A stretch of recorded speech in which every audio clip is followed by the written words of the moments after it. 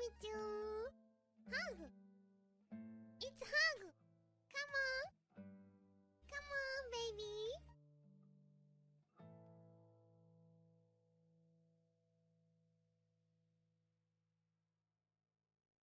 Hey guys, thank you so much. Another scholar for the ranks. The lice grizzy slime, the lice grizzy slime, the lice grizzy slime.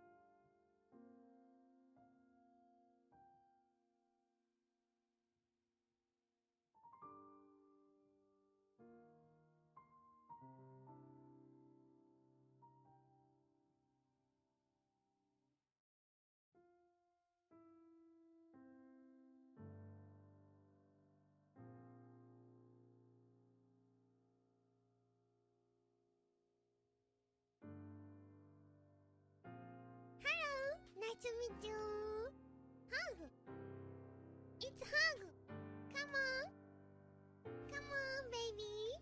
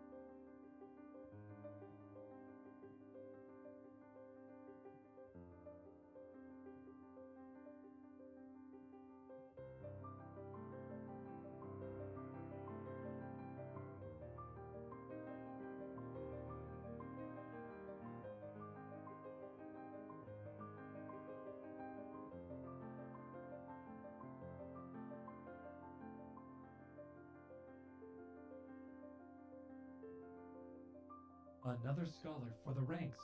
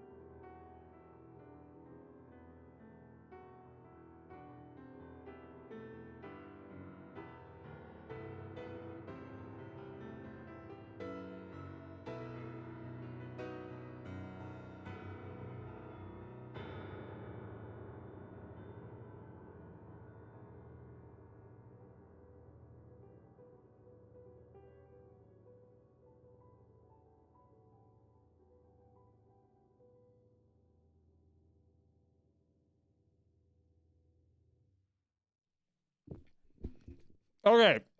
All right, I'm here. Okay, I'm here. Sorry. I needed to eat something before, and I ended up struggling to take a nap today, so my bad. But I'm here. I'm here. We're good. Nothing like a day-old quesadilla to get your belly going. Hi, Ashley.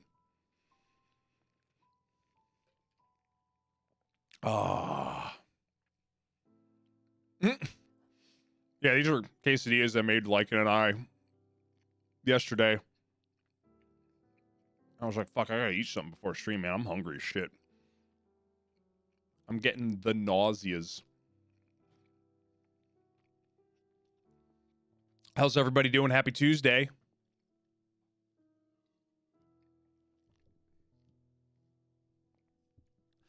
Yay for meat thermometers. Man, one of these days I should get one of those things. I was going to say, hashtag, you got any sleep? They're cheap on Amazon. The thing is, I don't really think about it because I'm just pretty good in general of just looking at the meat and going, yeah, that's ready. And then cut it open. Oh, it's perfect.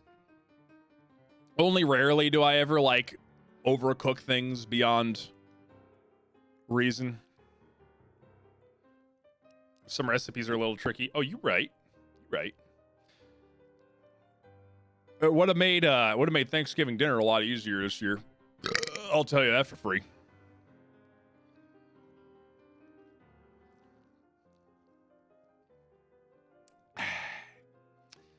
I'm still waking up. I didn't plan on being up till 2:30 in the morning playing a Magic game that ended because everybody had to leave. but it happened. It happened, and yeah, here we are. And yet there you were. Yup. I died like a man. Yeah, you did. You fucking took 27 commander damage to the face like a goddamn champion. Or 25 or whatever the fuck it was. I was so bummed out though. I was next turn I was going to swing at Crim for like I was gonna juice up Jetmir and swing at Crim for close to 20 commander damage. And it was either blocked with all his creatures that I was gonna kill anyway.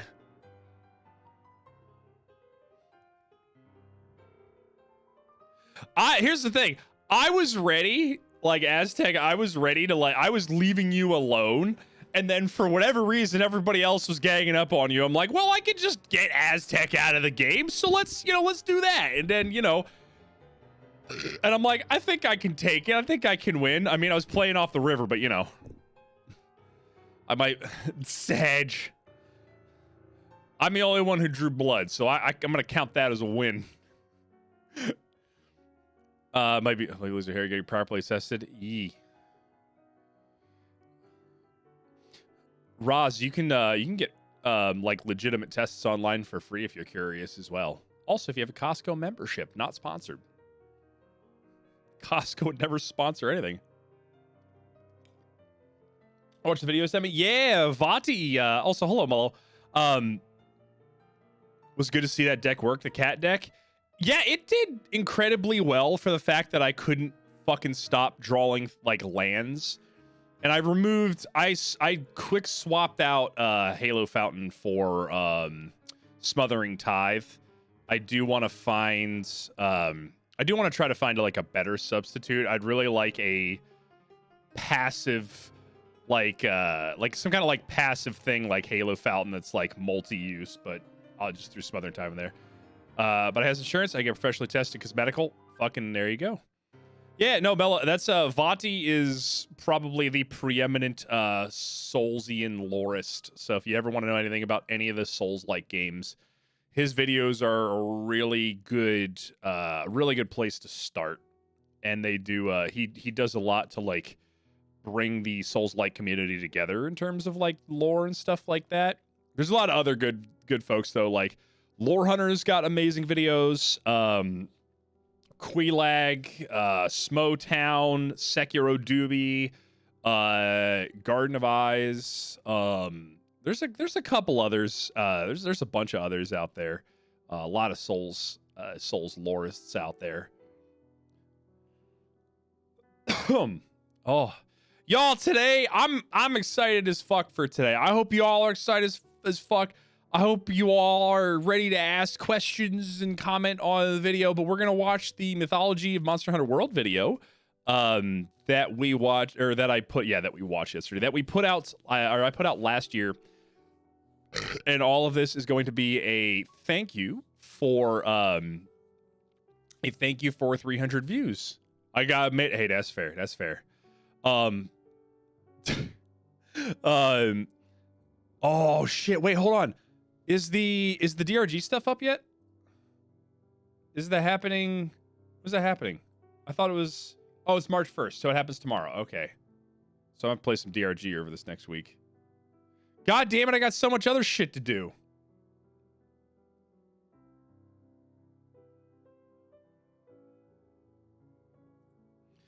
I have a busy week in front of me, man.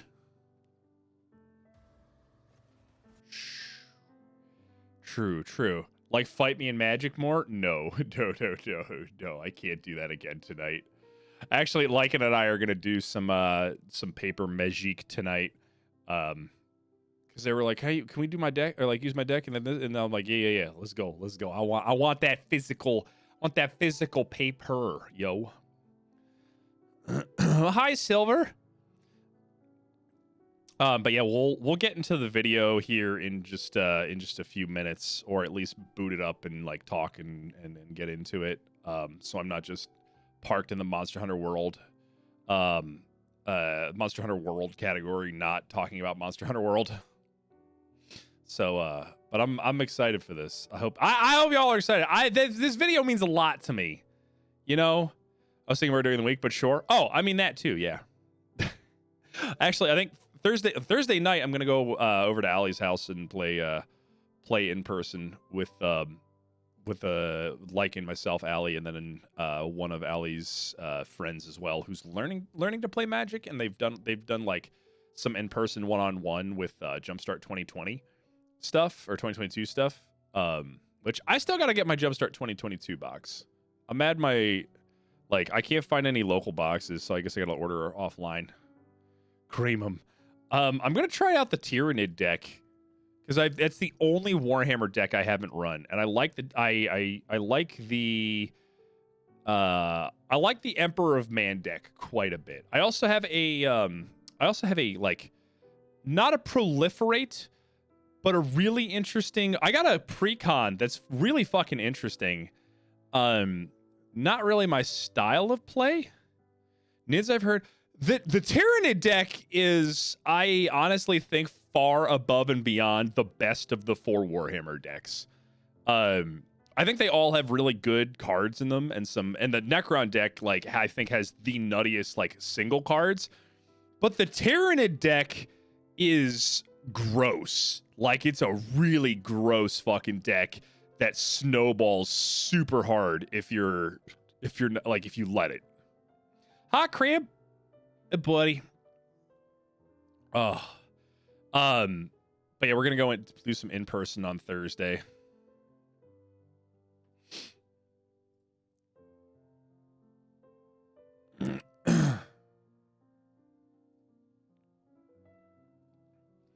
But yeah, other than that, y'all, I'm excited for tonight. I'm really excited for tonight, and I'm really excited for tomorrow. Tomorrow's stream is gonna be super fun too. I'm really pumped. We're gonna be playing some Halo Infinite with a whole bunch of other fun folks.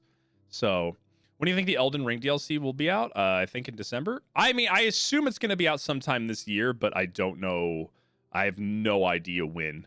Literally, so the image that was released for Elden Ring, the image that was released for the DLC today was actually an image that was data leaked like months ago. So the DLC has obviously been in development for a lot longer than we think and realize. That image came out, and I was like, it's just an image. I'm not going to give it any credence until we get an official thing. And then today I wake up and there's Elden Ring DLC, and I shit my britches. So, it was pretty fucking dope. Pretty excited. I don't know though. I don't know. I think I really want to do another playthrough and let chat kind of decide my build, and I want to let chat decide my build and decide which ending we pick. Bloodborne PC is next. Who is it? Somebody I think it was Menace LG, who is a Soulsian fan artist who does stuff from like the entire Souls series and like other like adjacent things. He retweeted something about an Elden Ring DLC, and somebody else was like, somebody added him and was like, and he kind of like called it out of the ether out of nowhere, and like name, date, and everything. And somebody's like, okay, now do Bloodborne, and he retweeted that guy, and he goes, Bloodborne PC port will be released. How likely is chat chooses my build turns into a masochism run? What's up, Carix? Well, I'm thinking not chat picks every little part of it. I'm thinking chat votes between, do we do like Dragon Disciple build? Do we do incantations? Do we do like dual katana build? Do and then I'll try to like min-max whatever the general build is. Because if chat tried to pick my actual build and I had to fucking play through all of and I had to play through all of Elden Ring, I think I'd fucking scream. We actually, you know what we did? You know, it was a really, really fun thing that we did a while back. We did chat does my Dark Souls build. And so chat could buy points and basically buy level up points and like decide what they want to, like where they want to put them. And everybody was really kind. Nobody put anything into luck, which is fucking crazy. Like that, that's the joke stat, you know? I was blown away that nobody was like, hey, put 10 stats into luck. And I'd be like, oh, you're a fucking bitch, aren't you? I do want to do, but I like it when my luck is good. I mean, that's fair, but the only thing luck affects in any Dark Souls game is item drop. Which at that point, there's literal rings that you could use. Luck in Dark Souls is a joke stat. It's such a meme stat. I mean, it's so sad. It's such a sad little stat.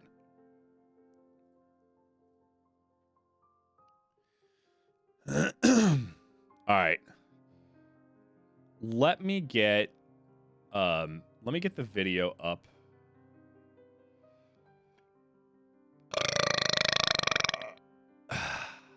Yeah. Lovey, is there coffee yet? Or is it too soon for the coffee? Cheers.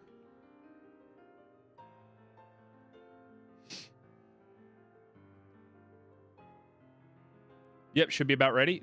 Fucking dope. All right. Let me get things brought up here.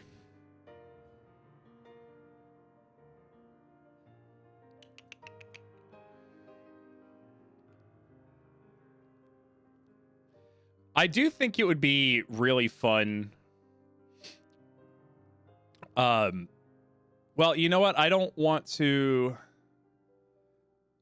spoil anything.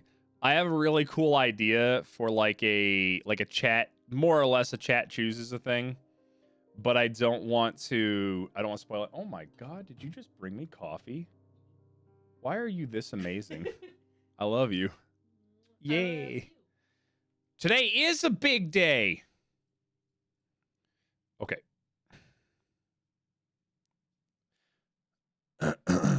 Let me get set up. Weep.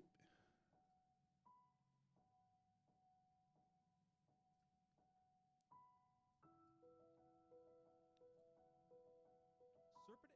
Shut the fuck up, me. God, I have to listen to me for at least 39 minutes and 48 seconds, and I don't wanna. I hate it. I hate it, man. Also, I did not normalize the audio, and I'm so sorry, Princess. This audio is uncompressed and unnormalized because I was so focused on the video aspect of it. I didn't fucking bother with any of the audio editing. And I did one takes on half this shit, so I could manage. All right.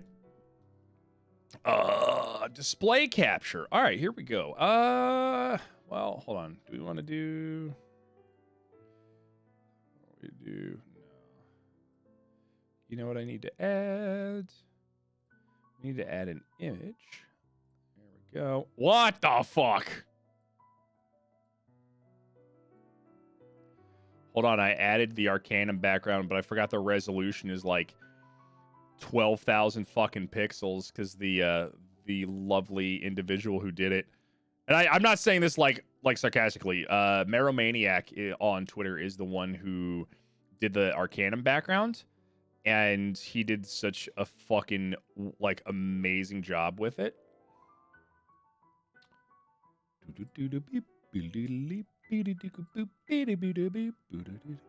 Okay. What do we think? Is this okay? I mean, it overlapping the video is like fine. I'm not that. Like, you can go watch the fucking video. It's more of a fucking podcast. The only reason I didn't do it as a podcast is because I want fun visuals and stuff like that. I could upload half this shit as a podcast that I do anyway, though, you know? Okay.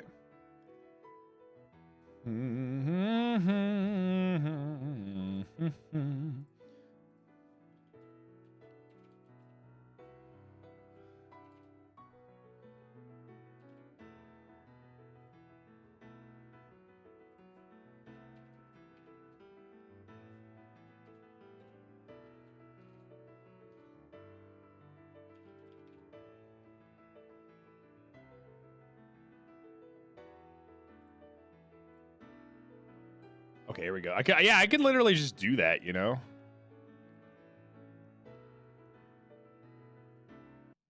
All right. All right, so let me get the audio good for this. I'm going to put... Serpent and draconic symbolism are, without a doubt, one of the most pervasive myth themes across mythology. How's the audio? Is the audio good? Such as in acting as progenitors of the world. Like in the Babylonian tale of the that loud enough? slaying of the serpent Tiamat, whose corpse was torn apart to make the Really quiet. of the world. As you can see, that's as loud as it can go. Secrets or something desirable. How's Like that? in the treasure guarding dragon. Notifications are going to blow your fucking ears out, but, you know. Who found mounds of treasure guarded by fire-breathing dragons. Alternatively, Yeah, how loud they is can this, be though? Seen as a part of Wait, hold on. nature, such as an Eastern myth, like the nice god to of the meet sea, you. Ryogen, Hi. who lives beneath the waves Hello, of the it's ocean. hard to meet you. Come Myths on. about How's- serpents is that- and dragon-like entities. Do we want to exist do we want to all mute that over command the world. for the duration of this? A vast array Nice to of meet you. symbolic and narrative. Hug. It's hug. Maybe temporarily. No. Okay. All right. Come All on, right. baby. Don't have to. Also, where the fuck do I put you guys? Do I put you guys on the other side?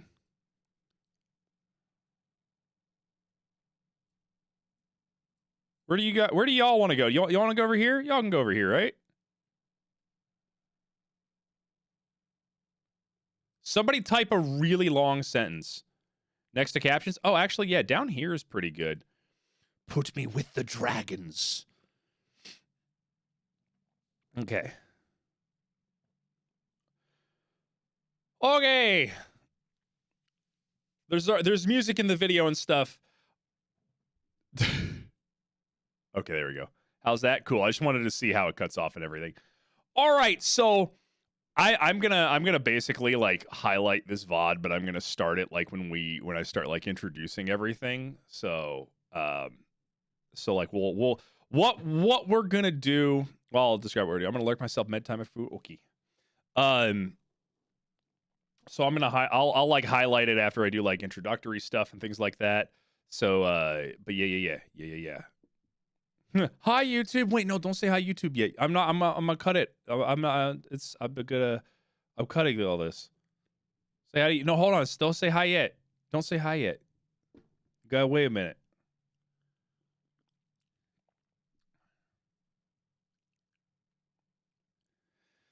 Also, if y'all have like, y'all, I mean, obviously, if y'all have questions and stuff like that, I'm gonna watch this in we're gonna watch this in like sections. Because I did actually, I need to go back and actually work on this video and section off the actual different parts of it, because this is like a multi-part thing, and you can even tell when like the tone shifts and stuff like that. But okay, all right. So what this is a producer's commentary, as you would producer's commentary, director's commentary. It's a commentary track on the Mythology of Monster Hunter World video, as a big thank you for hi YouTube, as a big thank you for 300 views. I put this video up and I straight up thought, I was like, you know what, I'm gunning for 100 views. And then I think in the first 2 weeks it soared past 150 views, and then within a month it was over 200 views, and then I was like, cool, if we get 300 views, I'll do a commentary. Here we are in the year of our Lord 2023, and we've hit how many views is this at? Hold on, let me see something. We're at 301 views. See, y'all are overachievers at 301 views. Next video is going to be 400 though. Also, 43 likes is kind of nice. I like that. But yeah, this is just like a thank you, and I think it'll be fun to be able to like talk with y'all in chat, or if you're watching this in post, this is going to go up as, I think, an unlisted video.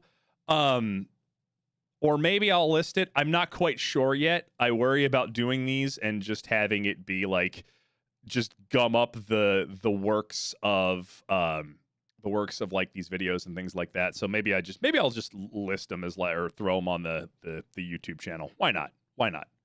It's fine. So if you're watching this after this has been uploaded, go watch the original video and check that out. There's a lot to digest there. It is made to be it's made to be viewable by anybody and everybody. You don't have to know anything about mythology. You don't have to know anything about Monster Hunter World or the topics that we're going to go over. Everything in here is going to be basically introductory material that we build upon in the video. I try really hard to make all of my videos as accessible as possible. It is kind of tough with a lot of things that go into mythology, like trying to examine structuralism and post-structuralism and like depth and archetypal psychology and things like that, and like describe them as they've advanced over time, over the last like 150 to 180 years of anthropology and sociology and psychology and things like that go into the general category of myth studies. I've been studying for probably like directly studying mythology since about 2014. It is now, like I said, 2023. So it's like it's a lot. It's a lot, and I still feel like I don't know anything, even though I technically have degree like backgrounds, like adjacent backgrounds, being an English major and a literary and composition analysis and major, and actually having theology background and having not psychology, but like a mild background in developmental psychology and things like that. So it's like a lot of that stuff kind of helped me to study myth studies, and a lot of that went into this video. The reason I chose this particular topic for the first video was because Monster Hunter World is a very poignant and condensed story. I don't want to say short, but a lot of the important points are contained in, like, I don't know, maybe not even 30 to 40 minutes of cutscenes and and like maybe a couple hundred lines of dialogue. As we go through this video, you'll see a lot of you'll hear a lot of me talking about those different points. In case you didn't know, I actually provide transcripts that have to all of my videos. I do need to upload them to the subtitles, but I provide transcripts, and you can see my works cited in the transcripts. I did include that in here, so you can literally just go check that out. I actually did some extended reading things on ecology, just like 3 quick articles. I did a whole bunch of what are they called?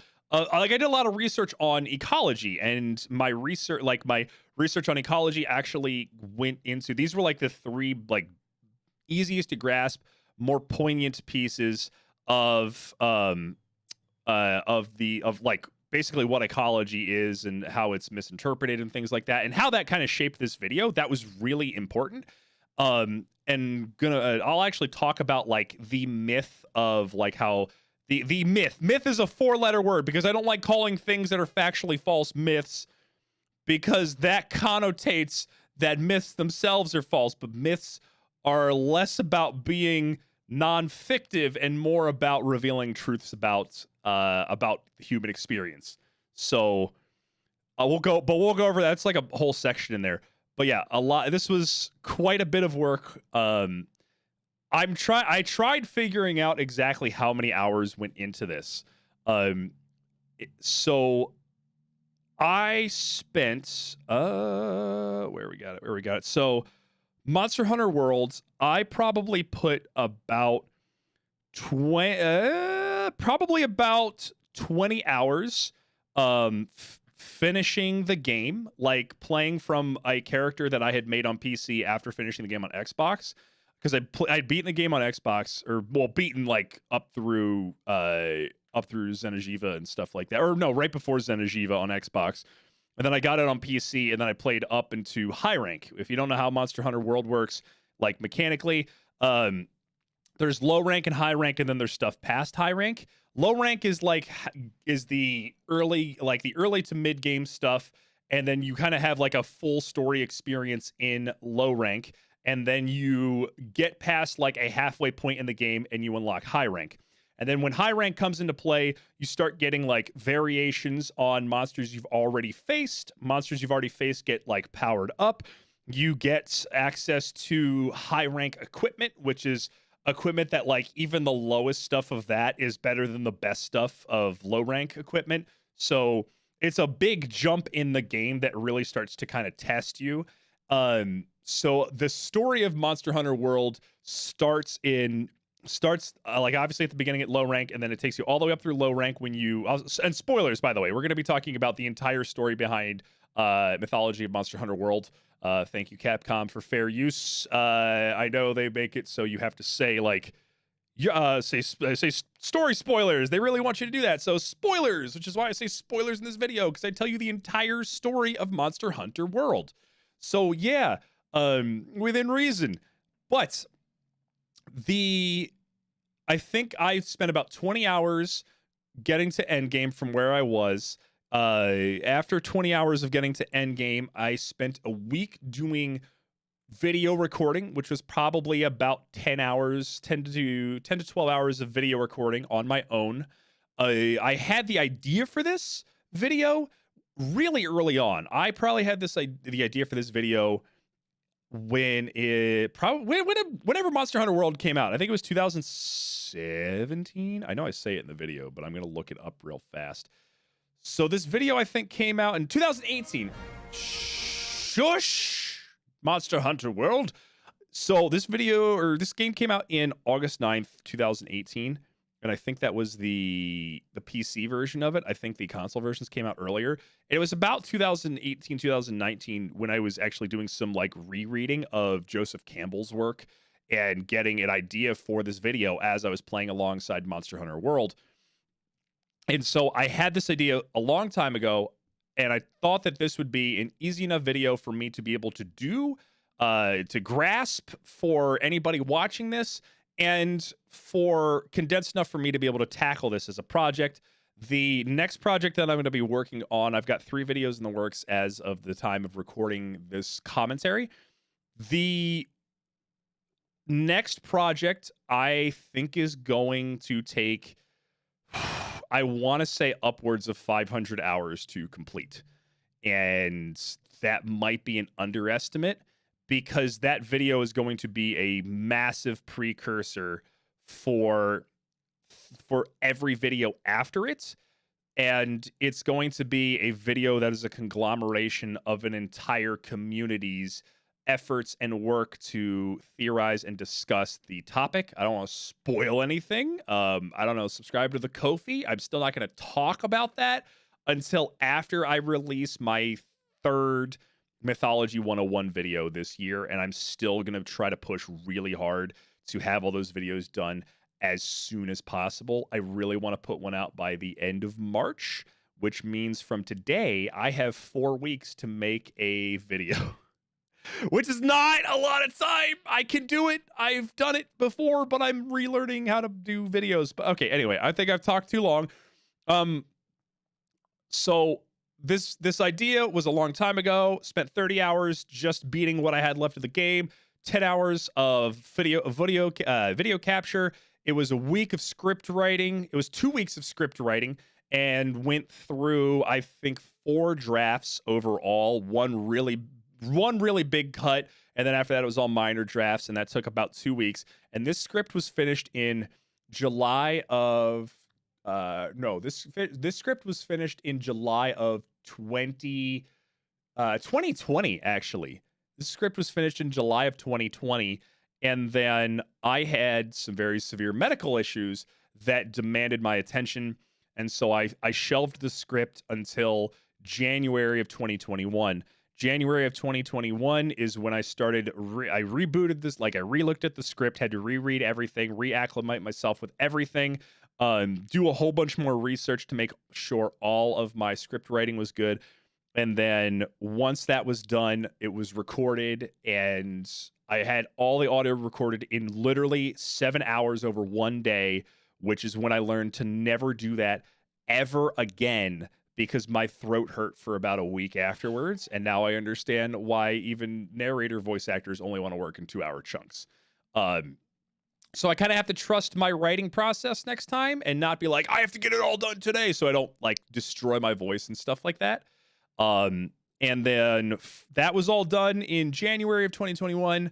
And then from 2022, from February of 2022 until May of 2022, it was video editing anywhere from like, God, I was probably doing like 10 to 15 hours a week easily.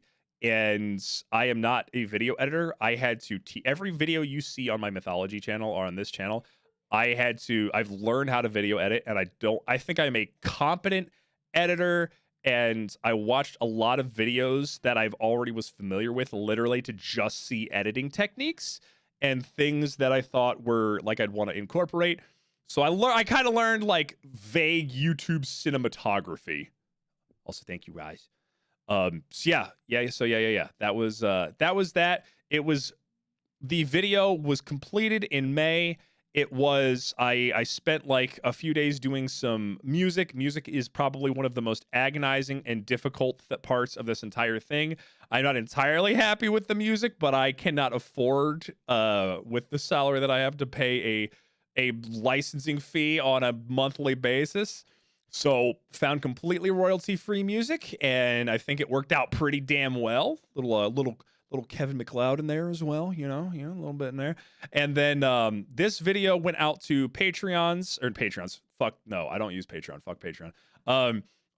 This went out to my Ko-fi subscribers at the end of June, and went out the very beginning of July for all of my Ko-fi subs. So yeah. That was for everybody, or rather to everybody. And, you know, since then, it's just kind of been wonderful. And every little bit, I will check back on it, and I will be like, okay, cool. This is really fun. Also, I guess you can see what like my music tastes are over here. Isn't that fun? Look, we got some Takanashi Kiara. We got some Lord Gas, some Fulton Lee. We got some Bad Lad, some Kai Dreams. This is the fucking, like, right here. Oh shit, I shouldn't swear as much because YouTube don't like that. I mean, I'm not gonna ever monetize this video. It's whatever.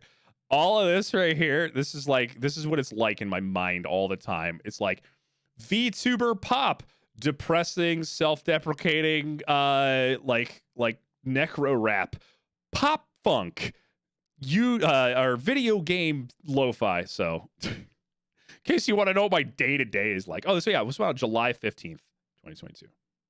So yeah. All right, so here we go. This is Mythology Monster Hunter World. If you're in chat, if you're watching this after the fact and you still have questions, I invite questions, and I anything you want to know, any questions that you have, if you're in chat and you have questions throughout the video, I'll be pausing in between sections and in between maybe longer periods, and then going from there. So yeah. So here we go. Serpent and draconic symbolism are, without a doubt, one of the most pervasive myth themes across mythologies all over the world, such as in acting as progenitors of the world, like in the Babylonian tale of the god Marduk. I did a take of that word for Tiamat, 2 minutes straight before I gave up and said screw it. To make the different parts of the world. They can also be guardians of secrets or something desirable, like in the treasure-guarding dragons of Western myths like Beowulf or Siegfried, who found mounds of treasure guarded by fire-breathing dragons. Alternatively, they can be seen as a part of nature, such as in Eastern myths like the god of the sea, Ryujin, who lives beneath the waves of the ocean. By the way, when is the stream taking place and where can I watch more of this? If you're watching this on YouTube and it's for some reason the first video you watch, twitch.tv/optimisticgamer, 0PTI MYSTIC gamer. I'm going to put a link in the description. Whatever. You come on. You've gotten this far into the video. I believe that you are smart enough, dear viewer, to be able to check the link in the description. All that stuff is in the description and stuff like that. I'm gonna stop. I'm gonna try really hard to not swear too, so I can, if I ever want to monetize this, I can. Thank you though, Princess. That's good. Also, hi Risu. Hello. Yeah, I was actually, now that I remember this, I couldn't say the word progenitor in a concise and clear way because I was actually sick when I did the voice recording for this. I had to actually go take a steam shower in the morning, and even be able to do this, and it was but yeah. Myths about serpent and dragon-like entities exist in myth systems all over the world, and have such a vast array of symbolic and narrative purposes, one would be hard-pressed to thoroughly examine them all. Nowadays, dragons are a well-known motif in pop culture. They crop up in fantasy video game realms. Hey, look, it's my tabletop YouTube channel. Campaigns, epic movies, and can inspire fear, intrigue, or adventure. And while dragons may have simply become a part of the pop culture landscape, many of them have retained their mythological significance. Today, we're going to examine one of those dragons as we delve into the world of Monster Hunter and examine the colossal fire dragon Zora Magdaros in what I assert is a modern-day vegetation myth about the forces of nature that govern our own world. This is the mythology of Monster Hunter World. I need to back the frick up off the mic when I record next. This intro, I like this intro, and also you can kind of see some fun stuff. Like, this is actually my mythology library behind me, which has actually grown to the point where I desperately need new shelving in my room. And I'm probably gonna go buy some super cheap auxiliary shelving because I have books stacked. I have so many books. I have books stacked horizontally on these now. Can we get you a tennis racket pop filter for the next one? Would you recommend that over the condom pop filters? Because if so, absolutely. I need a new mic stand. Like, I desperately need a new mic stand because I am not sponsored. And listen, Gator Frameworks, if you want to prove me wrong, and I don't know, maybe sponsor me and get me one. I bought a $125 desk mount, and I can't do it with this thing, man. It is annoying and it's hard to use with my standing desk. It doesn't move the way that I want it to, and also it doesn't hold my mic. My mic is too heavy for it. But yeah, I want to do. I'm gonna miss doing IRL shots like this. I'm still gonna do them for like intros to the video and things like that. But one of the things that I really wanted to emphasize is dragons in pop culture. And so like I did these books because there's dragons in these books and references to dragons in all of these books. This is the Saga of the Volsungs, which is a oh my gosh, it's not Celtic. My brain won't let me. It's Norse. So you have like the Norse dragons in here, like Fafnir, Beowulf, which is Old English, and there is the dragon at the end of Beowulf who mortally wounds Beowulf. They talk about this book is. I like this book, Myths and Legends of Japan, with Hadland Davis. This book is like nearly, or this publication is like nearly 100 years old. And I like it because it does actually talk about a lot of Japanese myths and folklore and legends from a really early perspective of somebody who actually went and talked to Japanese people about their myths and legends, but it doesn't like categorize them and doesn't like name them in ways that we would know them now. Like there's like the I think it's the bamboo cutter. Link to good Japanese myth book, please. I have some other ones that I can recommend, but I'll have to dig them up. This one I do recommend. This one, it's written well and the stories are told well. But there's like the legend of the bamboo cutter who cuts a chunk of bamboo in half, and there's a small girl inside of the bamboo. And then we find out that she came from basically a kingdom in the heavens up in the moon, I think it was. I read this book 5 years ago. It's been a while. But that's one that I come across consistently when I was looking at like myths and legends from Japan and stuff like that. But it's not like cataloged well, I'll say. Like there's no history behind it. There's no like variations, and it's kind of like a general mistell or like a general telling. Princess Kagura, spelling failure. It's okay. But yes, also this is one of the best books if you're ever want to be into symbolism and anything myth related. The Penguin Dictionary of Symbols is one of the best books for symbolism out there. This thing is incredible. It's a team of like dozens of people from anthropologists to straight up mythologists to psychologists and archaeologists and a whole bunch of different people that all gather information about symbols from all over the world. And I pulled a lot of references and things about dragons from this book for this video. And that's actually how a little bit of a spoiler for my next video. One of the videos that I want to put out is going to be on that mythology is an interdisciplinary discipline, because mythology has a whole bunch of different fields that all purport to be the field that studies mythology or understands mythology, whether it's psychologists, whether it's semiologists. Semiology is the study of symbols. Whether it's anthropologists, whether it's like religious studies individuals, whether it's I was already spoiled. That's true. I did. Yeah, if you get the Ko-fi, you can actually see scripts ahead of time and give feedback. And Risu was one of the people who gave feedback. So thank you, Risu. Actually, Risu, you were my only Ko-fi sub who gave feedback. So I appreciate you. And that's not saying like, oh, you're paying $5. You have to give me feedback. Like, I just appreciate that because that's a benefit to you to get it early, but also benefits everybody because I get feedback. And I actually did use your feedback on one of the changes, Risu. So thank you. But yeah, those are some important books. I have these here because I thought these made sense in terms of like monsters and pop culture, because it's Dungeons and freaking Dragons. And then this piece, this is actually, I do want to give this credit. This is a displate that was commissioned by Vati Vidya, who is sort of like the big inspiration behind why I want to do this channel.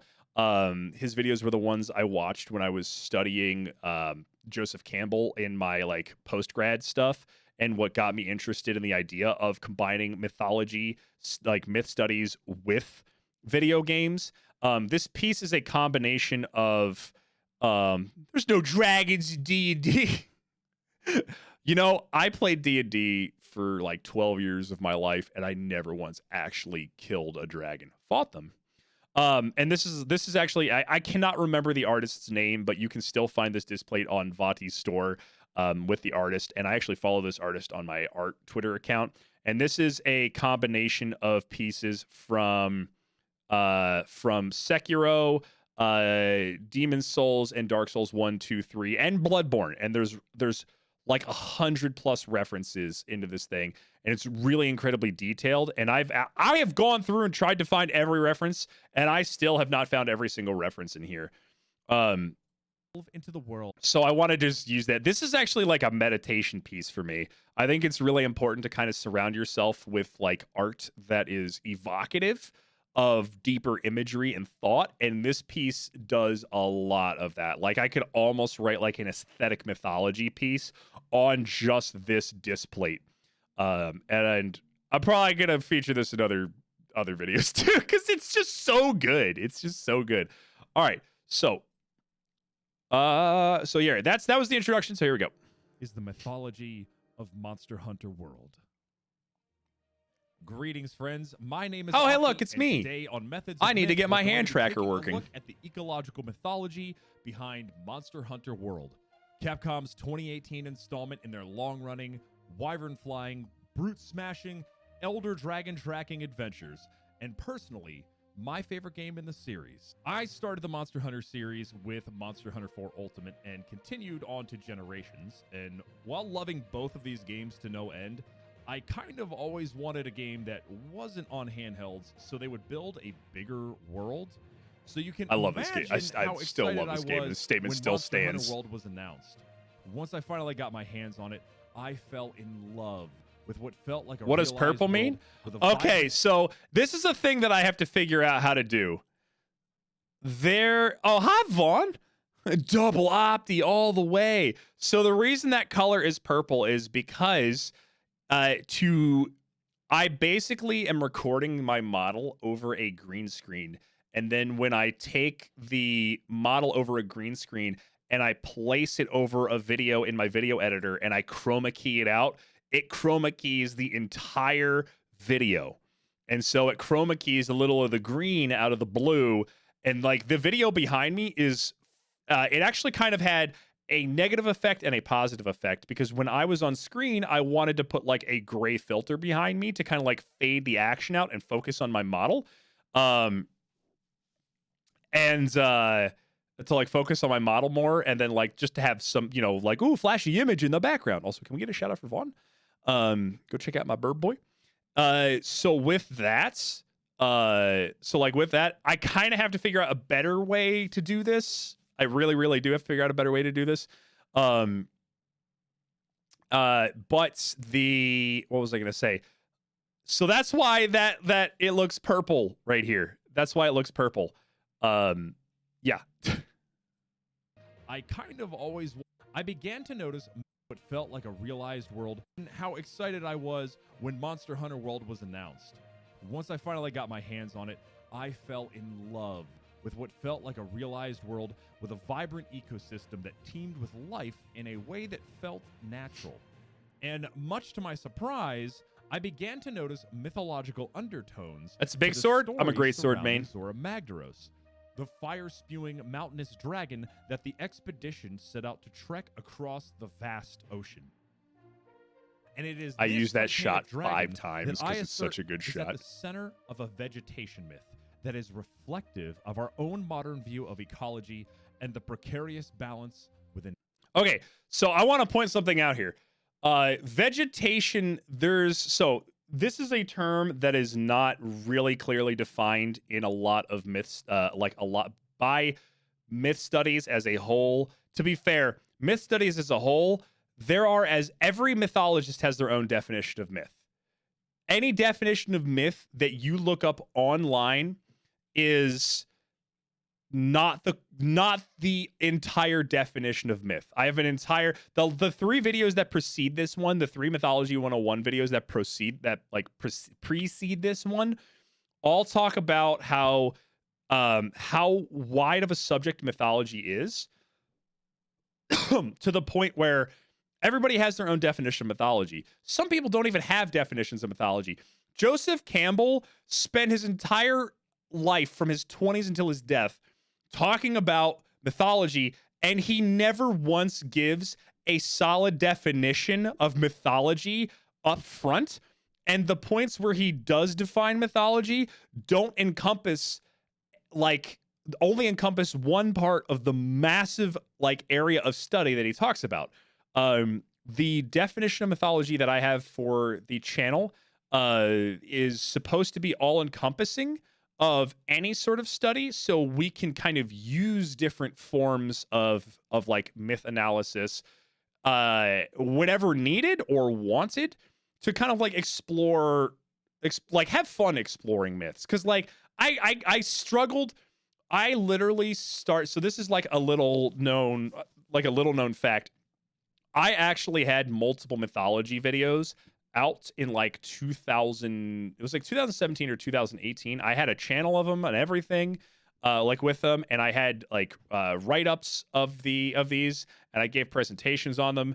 And then I watched one video from Religion for Breakfast, which is a channel I love dearly, that talked about some of the pitfalls of Joseph Campbell's work, and how Joseph Campbell's work does not directly reflect how modern myth studies analyze myths.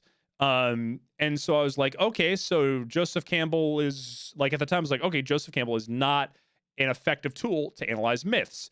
And then I spent all of this time studying Campbell's work, studying criticism of his work, and then studying the other ways of mythology. And then once I started branching out, I realized there's so many different fields of study for mythology, and all of them hate each other. They hate each other, and they will tear each other apart. So my philosophy on mythology is to use the best parts of each area of study, be aware of criticisms, and then try to use each of those tools to create multiple perspectives and weave sort of like a patchwork quilt or a fine stew of ideas that give you a wider idea of what the myths are. Mythology's shape is kind of like cleansing goop we have at work. It makes all shapes as fun to mess around with. That's perfect, because I always say mythology is mercurial. If you squeeze it too hard, it'll slip through your fingers, but if you hold it too lightly, it will fall from your hand. And mythology is kind of like that. So this was I just wanted to kind of go over that point. Nature itself. And so I present to you. But yeah, so I actually went and I didn't do any myth-based stuff for nearly 3 years because I wanted to go back and make sure I had an understanding of myth studies as a whole. And my goal was to not just study Joseph Campbell and Carl Jung and the other people that Joseph Campbell talks about, but also study more modern books, read old books, and create a better base of knowledge so that I could more effectively analyze these things. And I do feel confident enough, but also I'm still learning, but also I'm a student for life. So, You, dear viewer, that Monster Hunter World is a modern-day vegetation myth that sets Zora Magdaros as its main figure for the renewal of the world itself.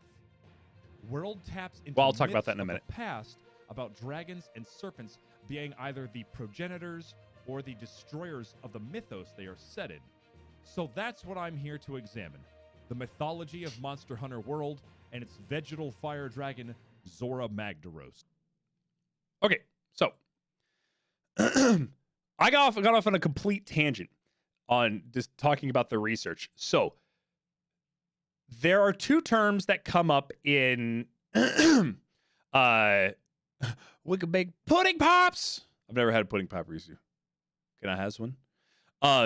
There are two terms that pop up infrequently in myth studies, and they kind of mean the same thing, but they don't at the same time.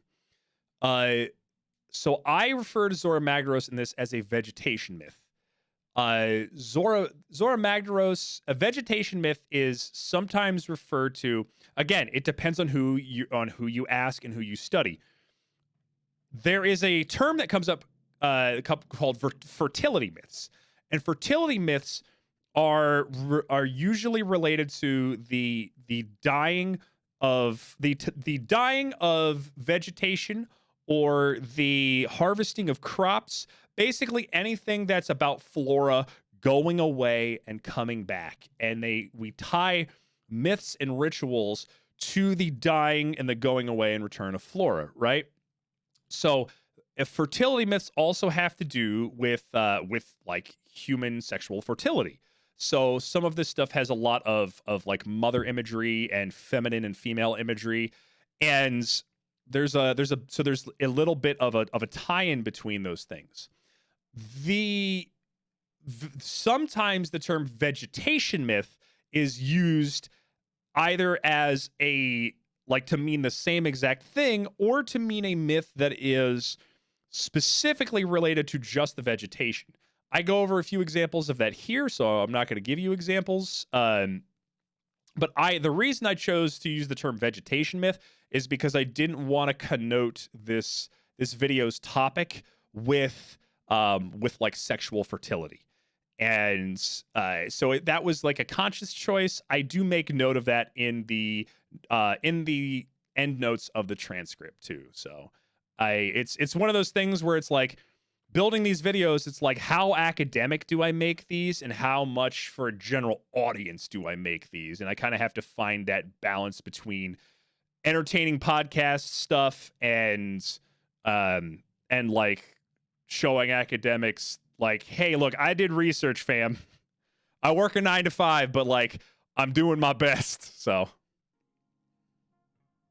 we're going to start with a brief overview of the plot of Monster Hunter World to not only act as a refresher for fans who might not have played the game in a while, but also for you folks who might not have played the game at all. Then we're going to talk about a specific type of myth called a vegetation myth, which is a myth related to the growth and death of natural flora, while also taking a brief look at some of the symbolism behind dragons. Then we'll talk because about there's some so real-world much symbolism, ecology before tying I all could of this do together a 100-hour to talk series about on how that. Monster Hunter World uses the common myth of the dragon to create a myth that reflects our relationship with nature. Without further ado, let's start by going over the lore of Monster Hunter World. And notice I said we're going to start with the lore, not mythology. While lore can lead us to mythology, lore is not necessarily mythological in nature. Lore is merely the narrative storytelling aspect of a particular piece. While mythology certainly encompasses this part, mythology proper goes deeper than the surface, from simple recitation to examination. You can think of lore as being the hard data that we're going to sort through, while mythology encompasses using this lore for deeper examination. We're going to take a deeper look at this relationship. I have been working on a way to make that distinction palatable to like even a 12-year-old. And my goodness, the semantic argument of that is way more difficult to parse out than I would want it to be, because everybody loves to use the term lore and mythology interchangeably. You can use them interchangeably. I would not use them interchangeably, because lore can be mythological, but lore does not equal myth. Lore is merely the collected data of everything, like the collected data of a culture or of a topic, even. Everything has lore. Dead by Daylight has lore. Freaking Mario Odyssey has lore. I don't know. Candy Crush has lore. The board game, the board game Monopoly has lore. Garfield Kart has lore. But because those have lore, does not mean that they are mythological. When I'm looking for what I would consider things that would be mythological are things that don't just have information, because lore is just information. That's all it is. Mythology is when that lore, when that information starts to take on a culturally, societally, psychologically, and scientifically significant role in human creation and in creative efforts, not creating humans, but in human creative efforts and in also in our way that we sort of grapple and interact with the world in these story elements. Also, hi Naki. Exactly. So that's such a hard distinction to make.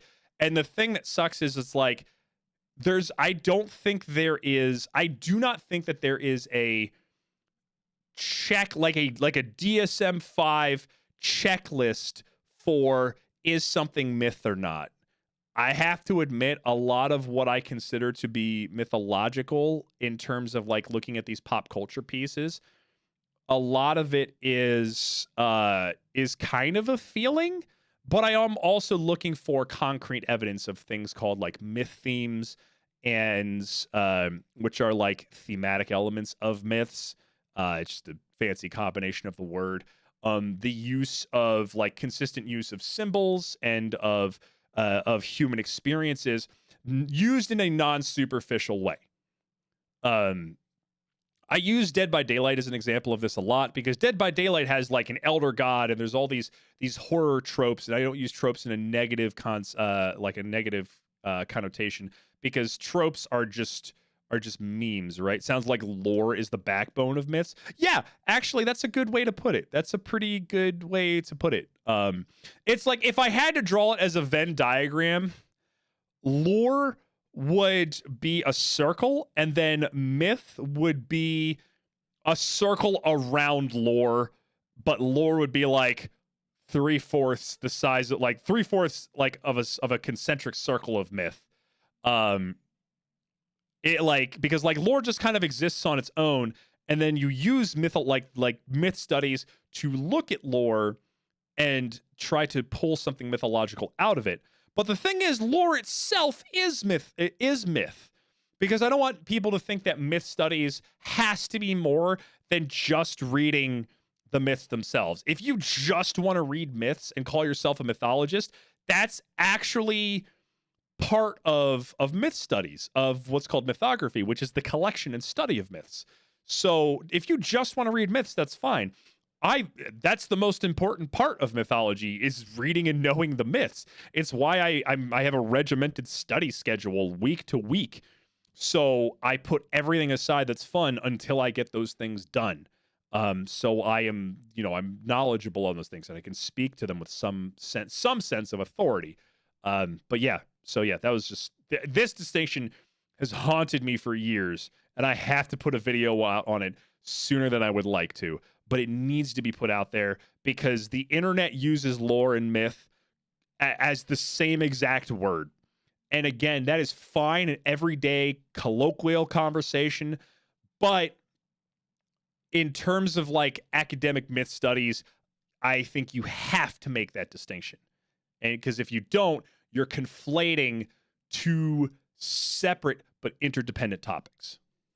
Relationship between lore and mythology later in another video, but for now, I just wanted to draw the line between what we're trying to do here in this video and simply retelling or reciting the lore of Monster Hunter World. Although that is part of it, so people don't get the wrong idea of what the goal here is. But without further ado, God, I can't wait to get a hand let's talk about the tracker. lore of Monster Hunter World and set out on our journey with the 5th Fleet. I have Fair one. warning, My spoilers leap for motion the just entire doesn't game work, and I want to lie throw it through my ahead. wall. On a bustling ship, merry with excitement at the crossing of a grand ocean in pursuit of knowledge, we find our Also, you can't see it here. I'm blocking it, but in the bottom left-hand corner, I actually started doing annotations. It's like right here. Direct damage with those bangs. Right here, I actually have like annotations. Hold on, let me see. But I mean, you get the idea. So anytime something pops up in video, because I think what I'm going to do in the future though is I'm going to actually add information about those annotations. And I don't think I even like said anywhere in the video where those annotations are, or those footnotes, I guess they would technically be. I don't think I put anywhere in the video to say, hey, what is this one in the bottom right hand corner of the screen? That's an annotation. That's a footnote. That's a reference and a resource. That again you can access through the description here, through this link here in the works cited page. So if you're ever curious, you can check my sources, yo. But I think in future videos, I'm gonna do at least a little bit more information at the bottom here, and then do actual sources and stuff like that on the end notes. Crossing the sea as part of the 5th Fleet, the 5th generation of hunters to travel to what is dubbed as the New World, a land set far off from the familiar sights of previous games. And what knowledge are they seeking? That of the Elder Crossing, a mysterious migration of powerful monsters. You can known hear how as stuffed Elder up I am in here. The Hunters Guild, the governing body of monster research and hunting, has known about the Elder Crossing for centuries. Yet it wasn't until the setting out of the first fleet of the Research Commission, due to advances in seafaring technology, that would make this possible.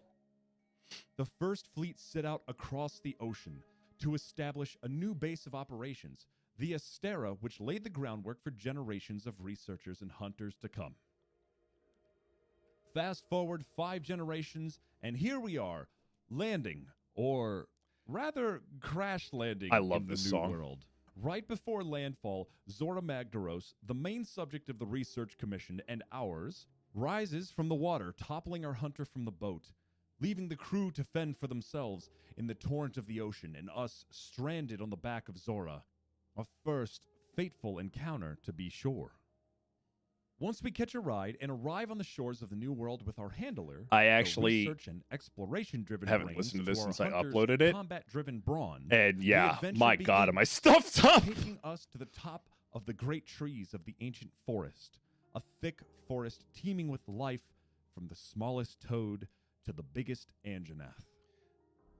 Then, So I don't mean to kill the pace here, but this video footage, this coverage, Warlock, hello. This video footage that you see, is why I started being like, I really need a PC upgrade, because I can't even capture this game at 30 frames a second, and it was really rough, and I couldn't do anything about it.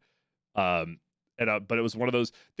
And that's a prime example of people who are like, no, this video is great, and like everybody who watched it really liked it, and I appreciated the criticisms and stuff, but nobody pointed that out. But it was a prime example of something that I saw the entire time in the process, and I hated it, and it made me want to throw the whole thing out, but I knew I had to push on. So if you're ever doing a big project like this and you hate it in the process, sometimes this is definitely an example of you have to trust the process. venturing out into the wild Spire Wastes, a harsh desert dotted by towering crags where only the hardiest, most adaptive life can live. These deserts eventually give way to the Coral Highlands, a beautiful, fairy tale-like landscape that looks like a coral reef and is home to some rather interesting new life. But just below the surface of this wonderland lies the Rotting Vale, a complex of twisting caverns filled with the rotting decay of creatures who have come to die. Naki, All that means a along the lot. way, we're doing our duty as a hunter. It really does. Fending off attacks from I mean, that's what the rampaging subs and bits are monsters. going towards, y'all. Hunting I appreciate the monsters that support. seek to threaten the balance of ecosystem. Your support makes Discovering streams and new stuff life better. and hidden I secrets love within the new Wigglers! world, all in a day's work. Give me dancing for a emotes in monster chat for hunter. Wigglers! With each new area, the mystery that is Zora Magdaros and the Elder Crossing becomes clearer and clearer. As our hunter follows the discharged magma from Zora's carapace landing in each location. Eventually, the reason for the Elder Crossing is made clear. The Elder Dragons, powerful beings that can shape the very course of nature, come to the new world to die. When they feel the time is right, they travel to its depths, the Rotten Vale, to give not only their body, but the biological energy they contain to help nourish the world. And with how vast the new world is, it stands to reason that something as massive as Zora Magdaros is the key to such an immense, diverse ecosystem. However, Zora is being drawn off course by something sinister. Something unnatural that seeks to throw off the balance of the new world for its own promulgation. Eventually, the Research Commission realizes That's another word that took a Zora bunch of is takes. not heading for the Rotten Vale, but the Everstream, a ley line that runs beneath the earth carrying bioenergy in it. Should Zora die within the Everstream, it could... Okay. They never explain what bioenergy is, but it's just every creature just has bioenergy in it. And then when they die, they give their bioenergy back to, like, it's basically just like world producing juice. They never explain it. They don't. There's like one off, like a off thing. It's like chakra. That's the thing. It's not even like chakra from One Piece. I don't know anything about One Piece. I know nothing about One Piece. It's just like there's just like this invisible energy. Is there apple and mango flavored bioenergy? Yeah, it's the new G Fuel flavor. Oh gosh. But what was I gonna say? Yeah, and it's one of those things where it's like there is already a natural explanation for all of this, where we find out that the Elder Dragons come here to die and like reflourish the world by giving their their decomposing bodies over as organic matter, or physical and organic matter, because there's a landmass that I don't discuss at all that is literally made from a dead, like the corpse of a Zora Magdaros that came before the one that we travel alongside in game. So like, but they added this like mystical quality to it that I think adds stuff just because they added it, but like at the same time they never do anything with it. You just assume that there's like this weird energy that you just can't see. And if you see sparkles floating around everywhere in these cutscenes, that's not bioenergy. Those are your scout flies. Those are just like bugs that you have. Mean the destruction of the new world. So the Commission mounts a defense to save the new world and Zora Magdaros from itself. It's after this battle that a fissure in the cave opens, leading to the Elder's recess. Other Elder Dragons begin to appear and are unnaturally drawn to this recess, further threatening the landscape with their destructive powers. Once again, also, we set out to discover... I didn't mean to be wearing what looks like something that you would wear on a mountaintop through the area covered in fire, but I genuinely didn't realize that I hadn't changed armors until I was already in the editing process, because I was literally just selecting cutscenes and letting them play while recording, and I was not paying attention. Other Elder Dragons who, like Zora, contain ecologically altering powers. I've like never had Kushal gamer Diora, subs, whose Naki, but I appearance may really be want to try tied some at some point. destructive weather patterns, or Val Hazak, who oozes a degenerative miasma that contributes to the decomposition happening in the Rotten Vale.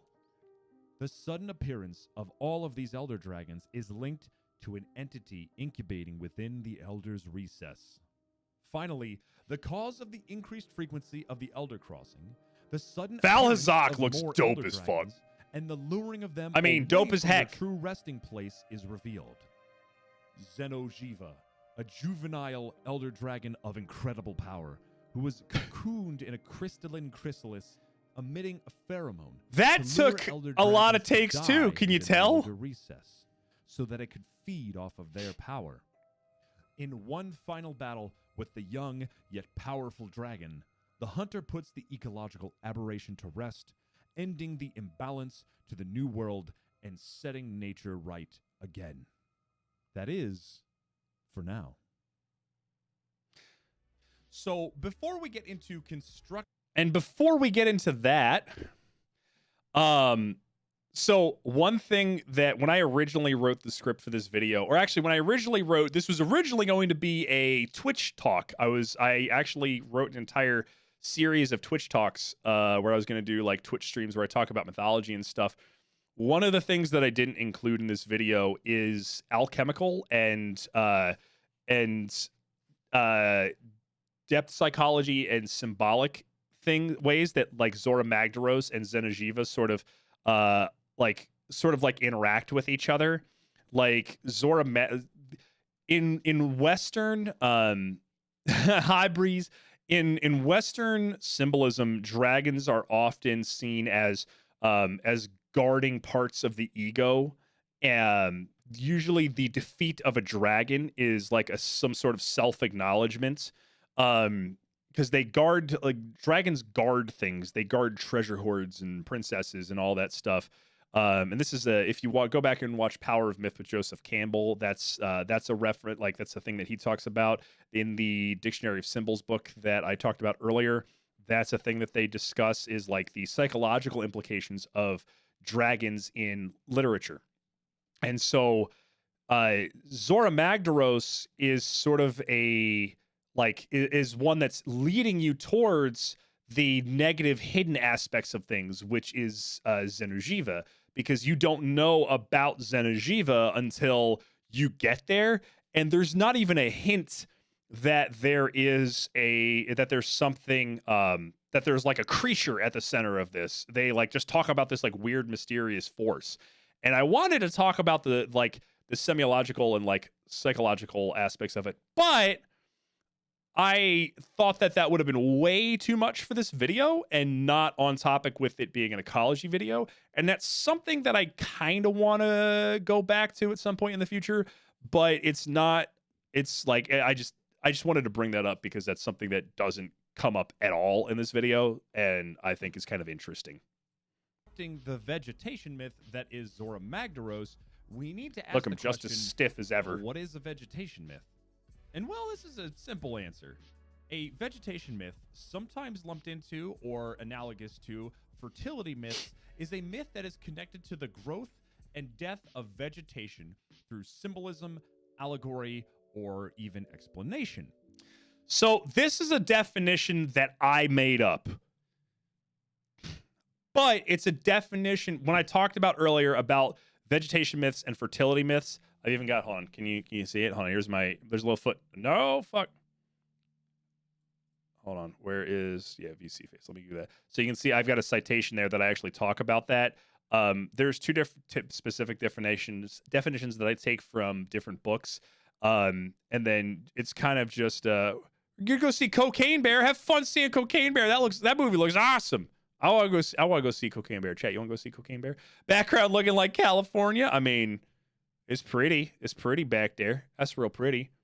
But yeah, also I'm really happy. I never gave a crap about photo modes until I started doing these videos, and I'm like, oh my god, Monster Hunter World has a photo mode. Let's go, or a video mode.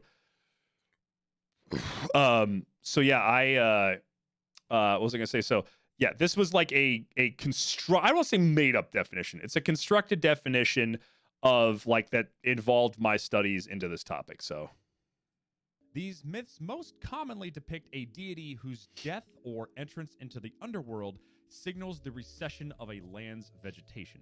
And it is often their return to the world in one way or another that causes nature to flourish once again.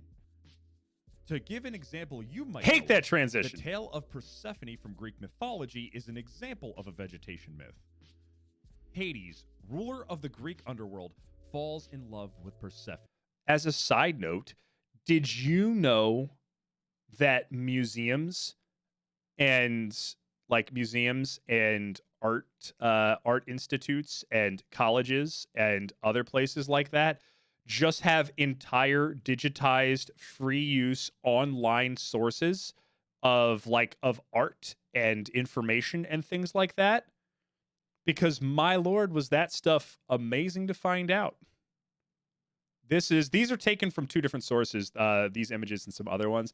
I do not remember, and they are not direct depictions of the events that I'm describing, but I just wanted like a visual aid that kind of gave you an idea of what was just a visual aid. That's all I wanted. So yeah. And abducts her.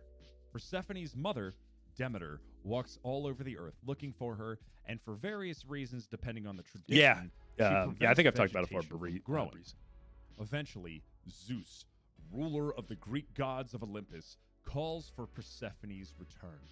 Hades agrees to return Persephone, but not before having her eat the seed of a pomegranate that was grown in the underworld. And because Persephone eats the seeds of this pomegranate, she must return to Hades on a yearly basis, during which time Earth's flora begins to die once again. Here, we have a myth that relates its characters to the vegetation of the land. Another example would be No idea why that pause was super long. Okay. Well, I'll talk about that after this. that of the Egyptian god of Osiris, who was tricked by his brother Set into getting into a coffin, and after a series of events was dismembered and scattered all around Egypt, all before being resurrected into the underworld by his wife. In numerous different cults to Osiris, his death, dismemberment, and resurrection was associated with the planting, growing, and the harvesting of crops, and even in some instances with the rising of the Nile River during the fertile growing seasons. Now, let's think about Zora Magdaros. Okay, before we think about Zora Magdaros. So, both of those accounts are paraphrased accounts of multiple instances of those stories. And this is one of the things of why I think we sort of lost how to study myths, because one of the things that people be like, oh, what's this god of? And they'll go look up like a Wikipedia article of it, or like one article on a website that like did a write-up of like, here's what this god's about. There are so many different iterations of those stories from different sources from throughout all of Greek history. And in terms of Osiris, it depends on where you are in Egyptian history, and it also depends on where where you are geographically in Egyptian culture. Persephone having to stay in the underworld. In some cases, Persephone wanted to stay in the underworld, so she was given the seeds of the pomegranate to eat so that she would have to come back to Hades. There are other ones that say that Hades tricked Persephone and she's kind of there against her will. Some instances tie the death of life to be because Persephone is the one tied to vegetation, but it's actually Demeter and Demeter's depression through the winter season of the loss of Persephone as to why why vegetation dies.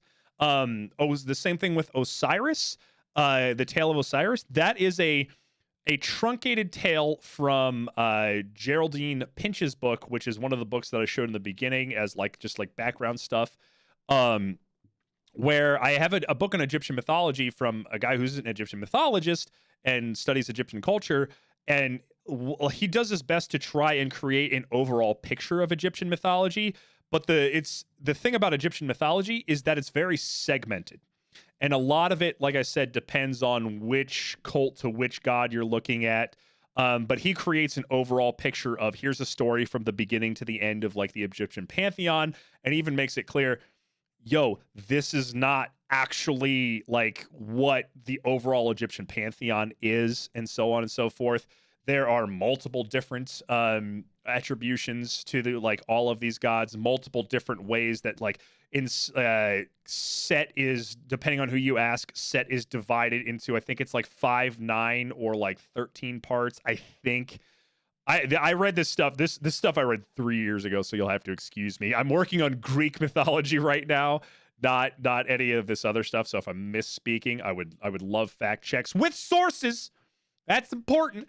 But yeah, it's one of those things where it's like I would really love to make more accessible ways for people to question the direct things that they just read, you know. All citations in MLA format, please. Yo, I love MLA format. I don't give a shit. I don't give a darn what anybody says. Maybe it's gonna be so hard for me to not just watch my monetization take. Not that my channel's monetized, but you know. Also, Bruhaj, how you doing, my friend? Bruha, my friend, how are you? So yeah, it's one of those things where it's like, if you look up here's Ares is the god of war, Hephaestus is the god of craft and artisanship, and it's like, okay, one, but why? Two, those attributions are very like arbitrary and general. So yeah, We have a monolithic. so this is about Zora Magdaros now. Creature that travels across the world in a march that is its death knell. Third time we've used that. Its massive body is stored a bioenergy, which the story does not explain, but it merely hints at being an unseen force that permeates and helps maintain the land. Zora is the active participant in this myth, the Osiris or Persephone. Shout out to photo mode. Whose character is that of death and rebirth that signals the renewal of life over the land. At this point, an apt question might be, how can Zora Magdaros be a mythical vegetation figure when they're not some god or some kind of demi-human? In fact, one could argue that Zora is nothing special within the bounds of Monster Hunter lore at all. No more out of place than a white stag amongst a normal herd, a biological anomaly and exception to less rare creatures from within the series, certainly. But speaking from within Monster Hunter's own bounds of logic, Zora Magdaros is basically a giant freaking lizard.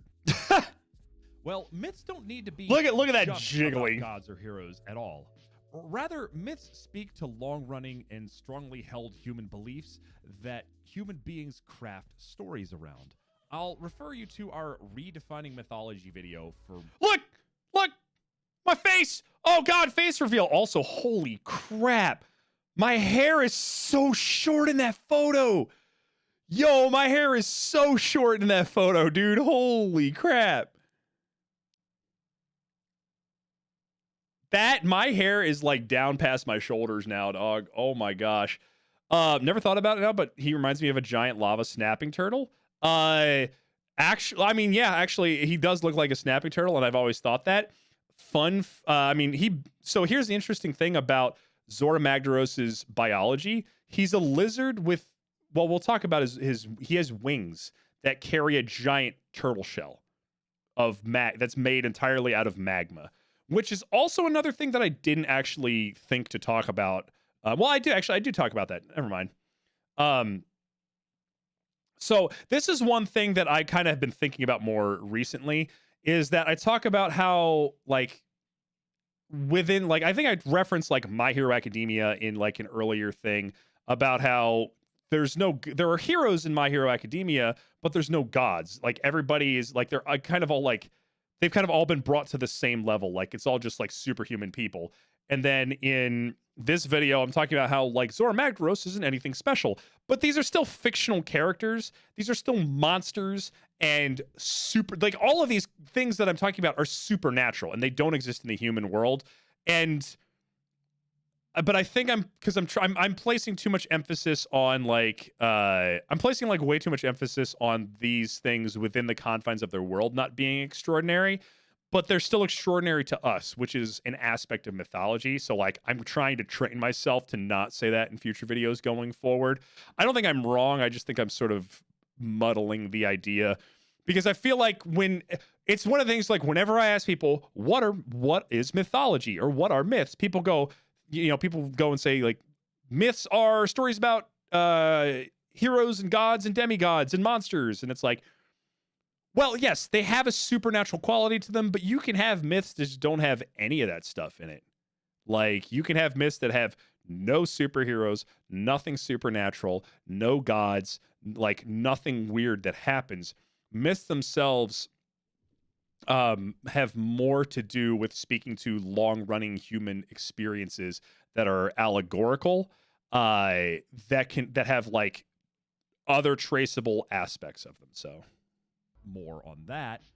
Zora Magdaros might not be a god, but Zora is part of a classification of creatures within Monster Hunter known as Elder Dragons. Elder Dragons are creatures that are so powerful that their mere existence can change the course of nature itself.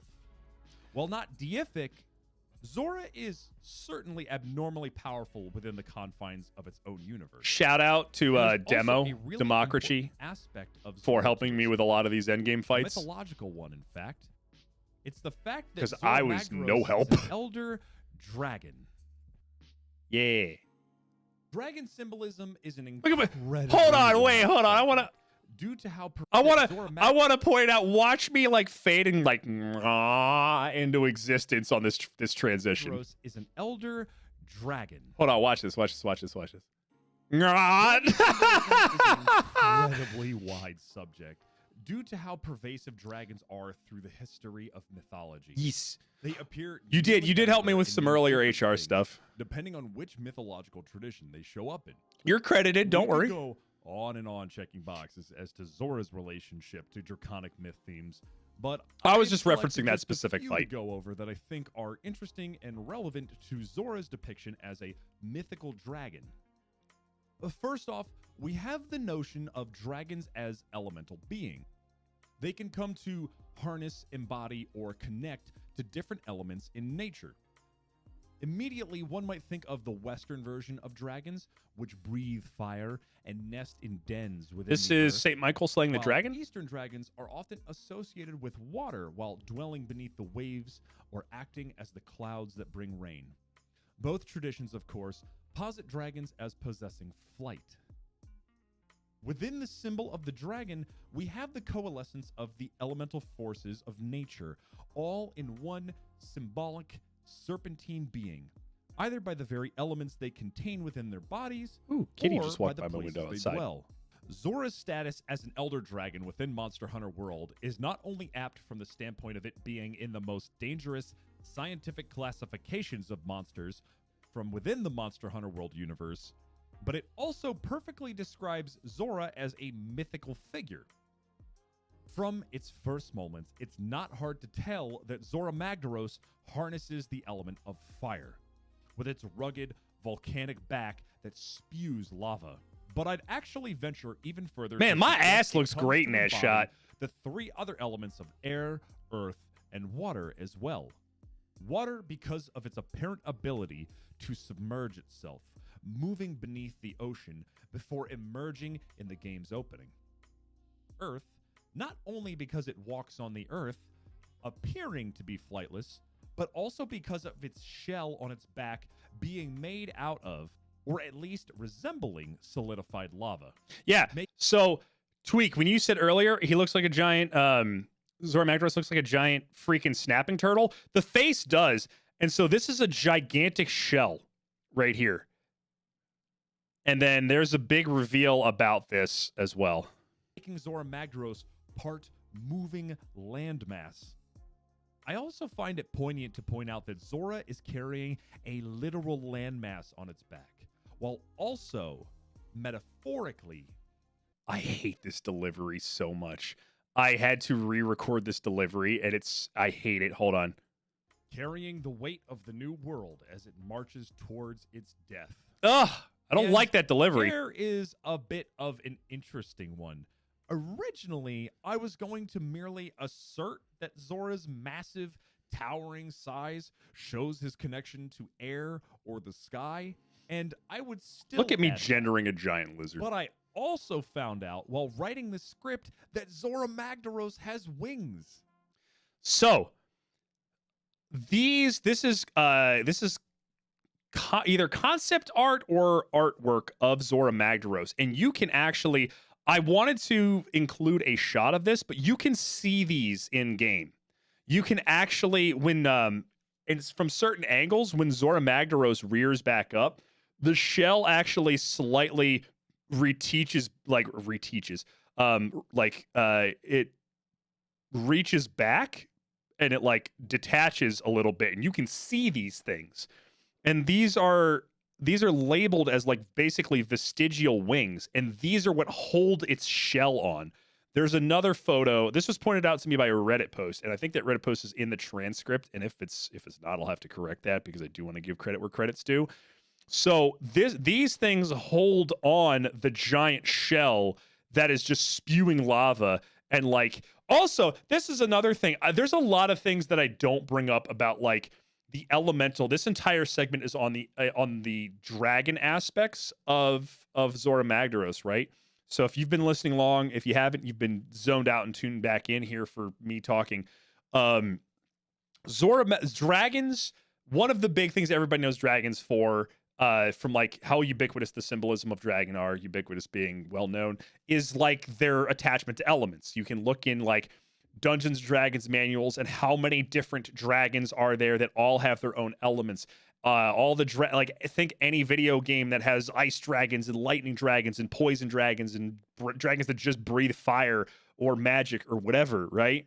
Like any fantasy video game that has dragons has tons of different types of dragons, and dragons symbolically are attached to like elemental aspects of nature. And you can pretty much find a dragon for just about any aspect of nature.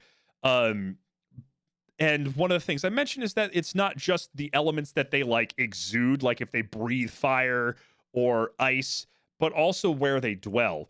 We automatically attach dragons as creatures of the sky because of wings. That being said, a lot of dragons have dens inside of like caves and in like underground like areas and stuff like that, and in mountainsides and things like that. So they also like they have a connection with the very way that they live their lives in literature and in myth inside of the earth itself. Again, this sort of ties back to like early like evolutionary anthropology and psychology notions and symbolic notions of tying dragons to cyclical aspects of nature, tying cyclical aspects of nature to femininity. Femininity traditionally, or at least motherhood and womanhood within symbolism is because the entirety of human life and the cycle of human life is in this paradox of like the feminine and female form of the mother who gives birth but also dies. So they are both one and the same of like the beginning and the end of a life cycle. And dragons also, like, they live underneath the earth, tied to those elemental aspects, and then are tied to serpent imagery of the shedding of like the eating of the tail of the Ouroboros that y'all know, the shedding of skin, of like the dying off of the old and the creation of the new, and like eternal renewal and stuff like that. So there's a lot of overlap. Dragons are like this. The amount of I really want to do just a video that's a deep dive study into just dragon symbolism that has nothing to do with any of like this pop culture lore study stuff.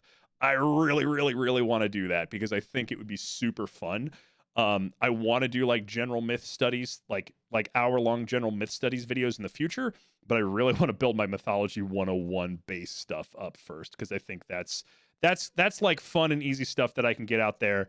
And when people are like, yo, what's this guy think like?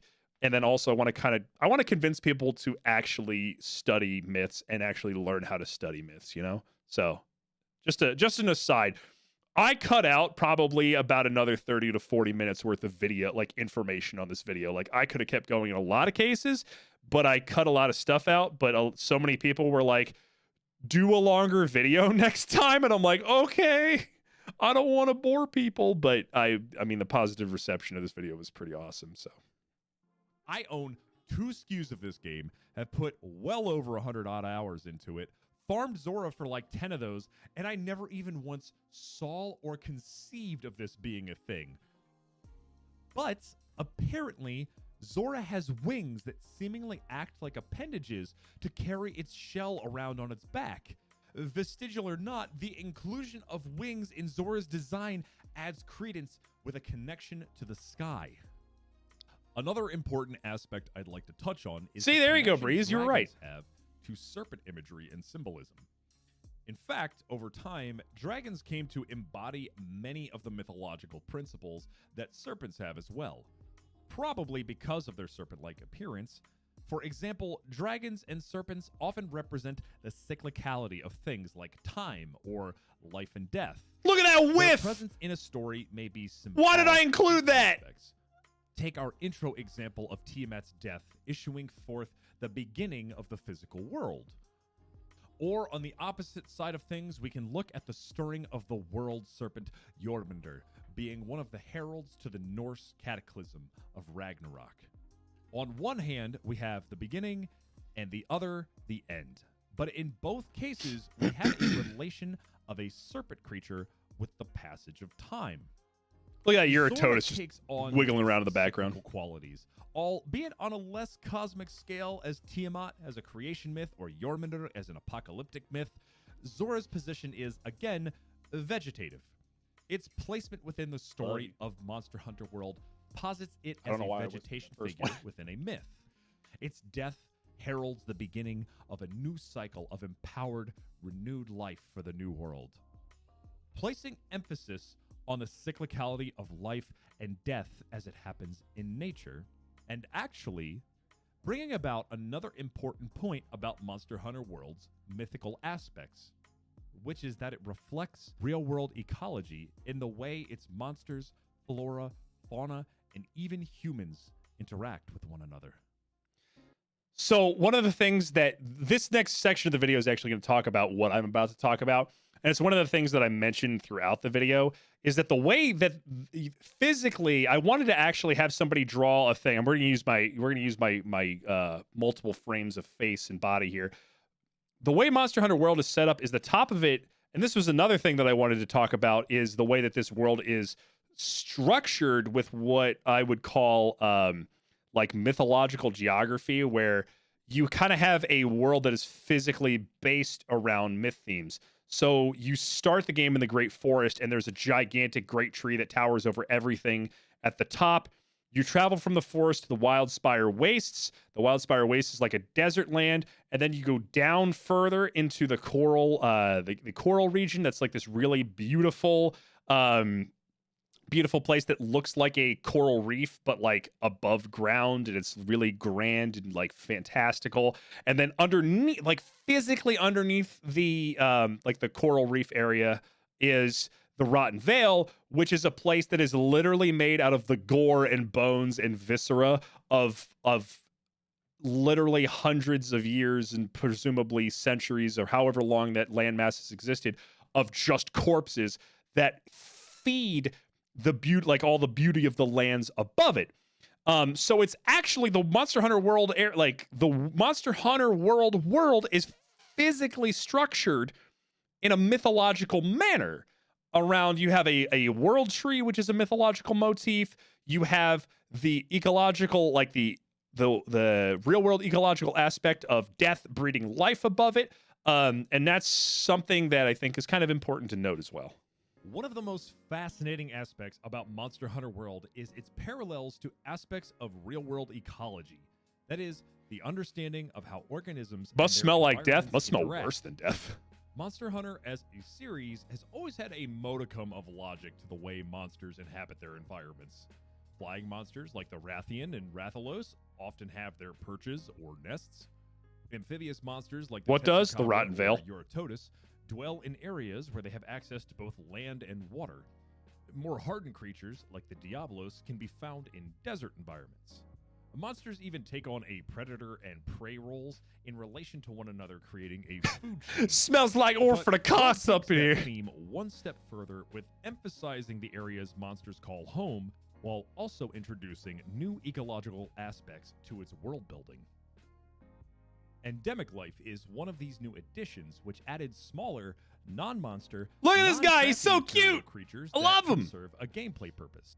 Like the Paratoad, which when struck will let out a cloud Paratoad's of my paralyzing favorite. gas you can either take advantage of yourself or fall prey to if you're not careful.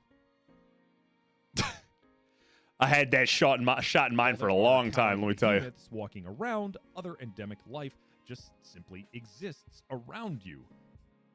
World also added turf wars, which are absolutely incredible moments. It was so hard to catch a turf war that actually looked cool. Like, I wandered around for I spent 10 to 12 hours just doing video recording, and none of the ones I saw were like interesting or anything, and some of the ones I saw I wasn't recording for, and I was so mad. The number of times I got hit by those dang toads, yeah. So I was like, I just have to settle it with this one. And fight on a territorial basis, much like animals do in real life to establish dominance or territorial boundaries. What's more, Look how it turns around to body I was me. originally going to talk about how nature is self-regulating. Oh, this is probably what I think is the most important part of this video, because this is a thing that a lot of people believe, but it's actually entirely false. Going to talk about how nature is self-regulating. That when something goes wrong, nature has mechanisms that can help it self-recover. E.g., a fire can burn down a massive swath of woods, killing wildlife, taking their homes away, and causing a disruption to the ecosystem. But then plants can reclaim that land and animals can repopulate. This is known as the balance of nature. And I initially thought to use this approach because of a creature called Nergigante, who pops up at key points throughout the story whenever we're on the trail for a dangerous elder dragon.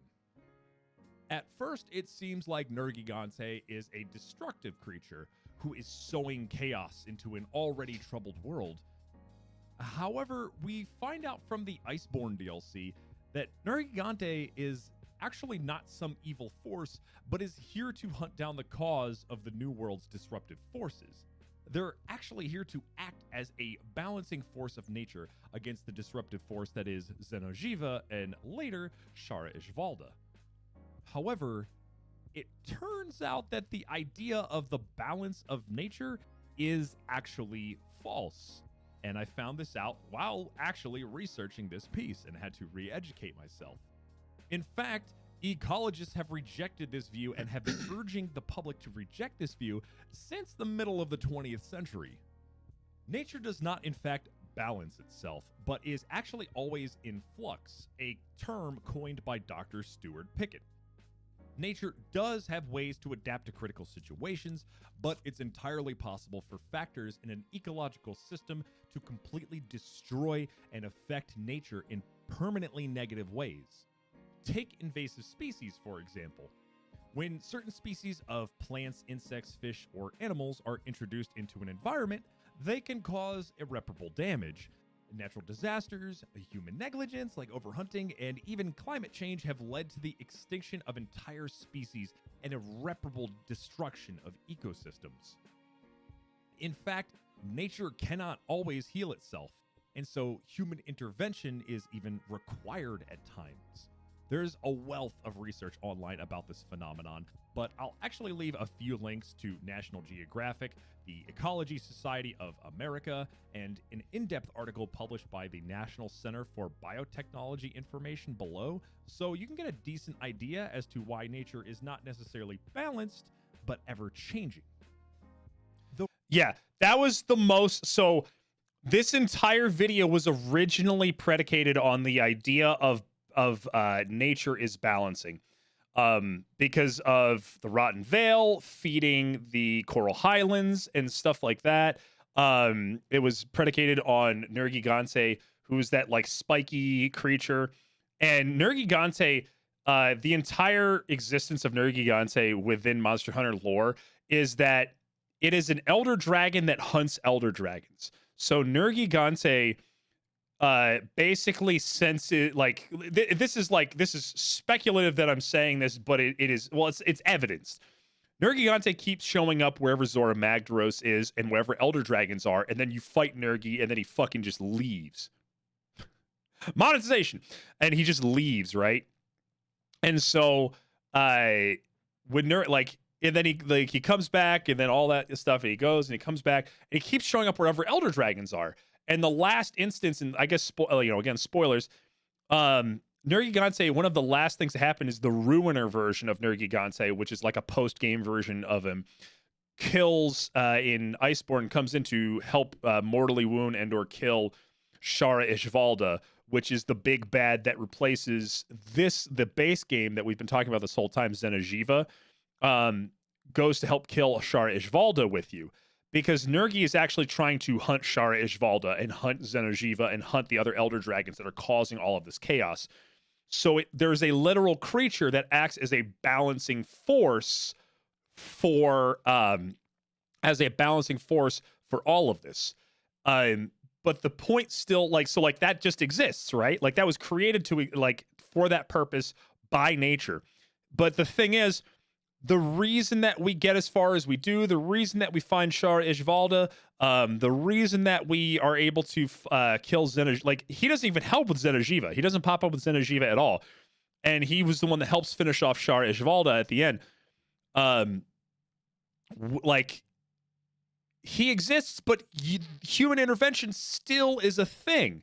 And that's one of the things a lot of people talked about, how Monster Hunter is literally just you slaughtering tons of monsters. I mean, a lot of the excess, quote unquote, slaughtering of monsters is entirely your choice as a character to farm for that outfit.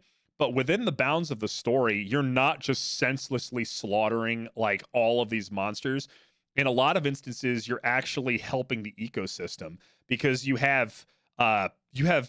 do have invasive species that exist within Monster Hunter that go from one area to another, and they're not supposed to be there, and they're causing havoc on that ecosystem. You have monsters that are overhunting or overpopulating in areas. You have others that come in and try to that get a little bit too close to your encampment in the Astera, and attack supply lines and stuff like that. So I just kind of reject that notion outright. And it's there's also something to be talked about with I don't know. I don't think hunting's inhumane. I do think trophy hunting is inhumane in real life, and I do think that overhunting is a thing. But hunting is literally as old as creatures are, you know? Hunting is just a thing that we do to feed ourselves. It is ritualistic in some aspects, and I think that is erasure of culture to say that we can't or shouldn't hunt.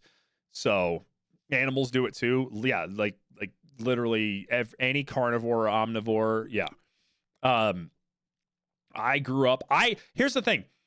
I grew up in my father's a hunter, and that's one of his things that he does. But he's very reverent of animals.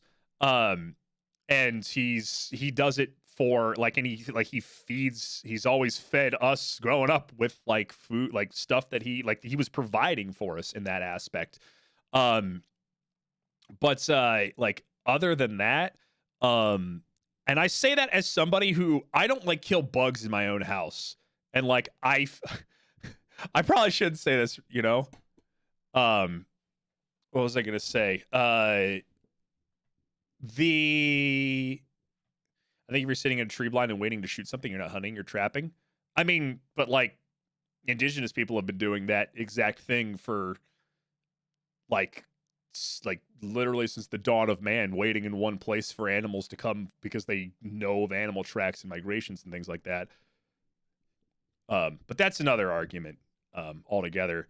That being said, I feed animals out back my house that I probably shouldn't be. I think my neighborhood would not be happy with it, but they're not harming anybody.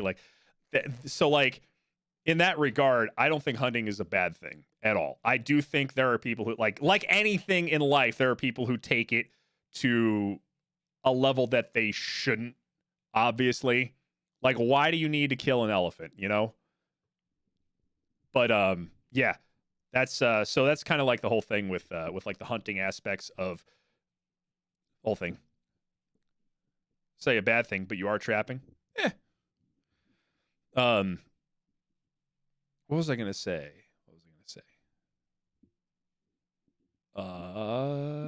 Yeah. So anyway, human intervention is So this goes all the way back to human intervention and to comment on like the idea of hunting. But yeah, there is human intervention is something that is necessary in ecology. There are so many different ways that ecologists and biology, like biologists and environmentalists and any other ist or ologist that talks about like us trying to maintain the environment. Human intervention is entirely necessary. Even if you were to take away like let's take a step back from global warming and take a step back from environmental disasters that humans have caused. Even without that, nature will find ways to completely ruin itself. There are plenty of examples of that. Nature can absolutely completely ruin itself because one thing goes wrong and it will change an environment forever. Sometimes for better, sometimes for worse. And so human intervention is actually necessary. And it's one of the things that when I was reading about this is kind of a dangerous thing when people go, oh, nature can heal itself. Humans don't need to interact. Absolutely not. Humans can and should interact and help nature heal, and help preserve nature. I mean, not just from like not just from a pragmatic standpoint, but from like one of just beauty and reverence for the world around us and like showing an importance of why we need nature, you know? So that was that's a big thing because there's a dangerous thought. The reason we think nature is self-healing or quote unquote the balance of nature comes from Greek philosophers who just asserted this based on like random anecdotal observations. And there's no like statistical evidence of it.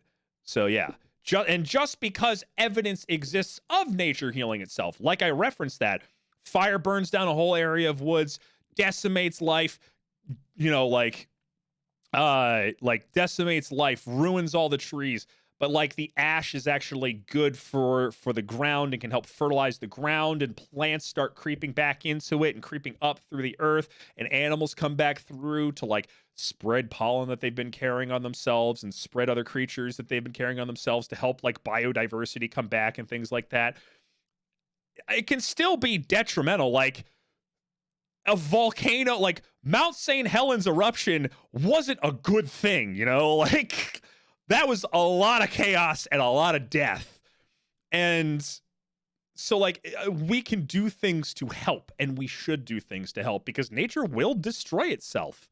It's one of those things where it's I don't know what the logical fallacy is, but it's like it's almost confirmation bias. It almost really is. Well, it's like, well, here's all these examples of nature healing itself. Therefore, it is correct. Okay, but what about all the examples of nature destroying itself and not healing from it? And you have to take both of those in the hand at the same time.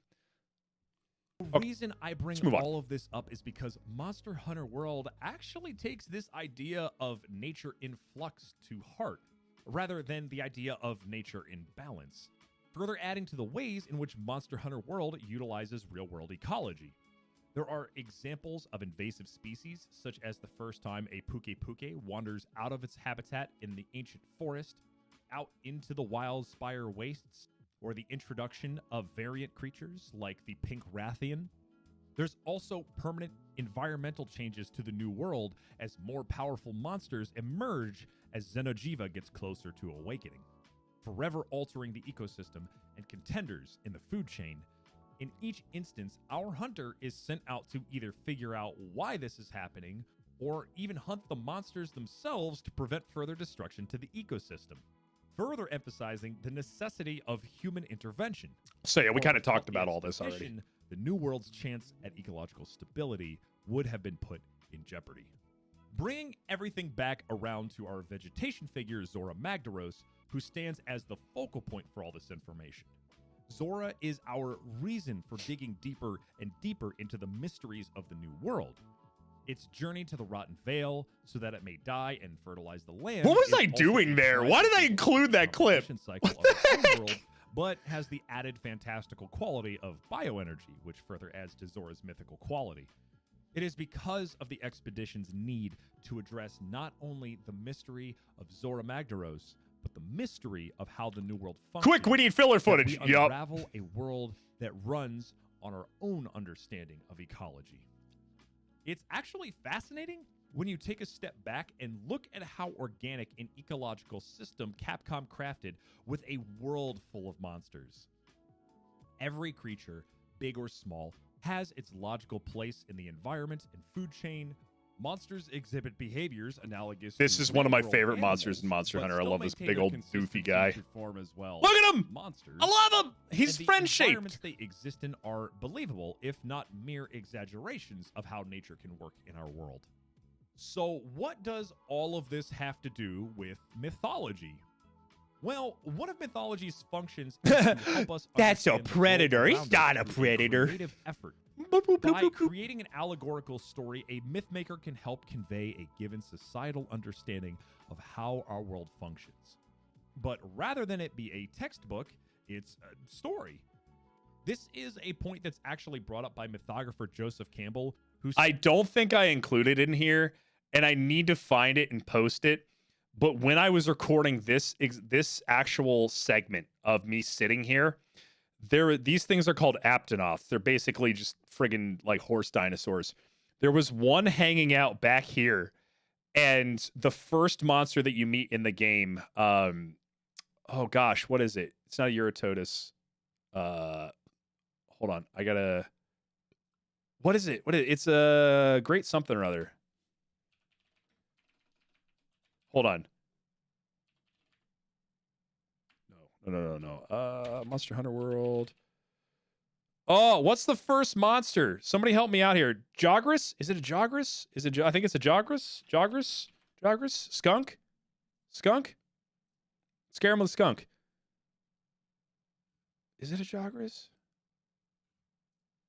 Jogris. Yeah. Okay. Yeah. Thank you.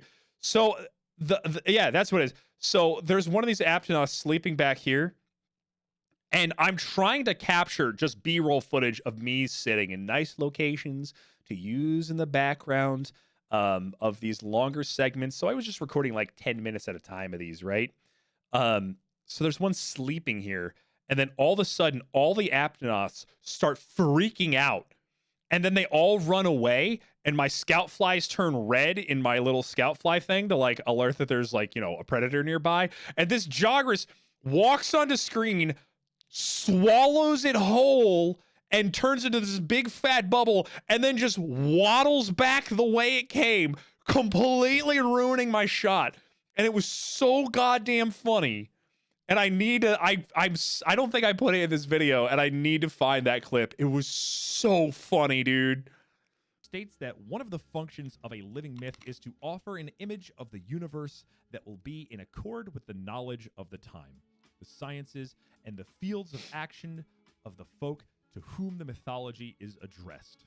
So this is a quote that sort of works for like both sides of the argument, right?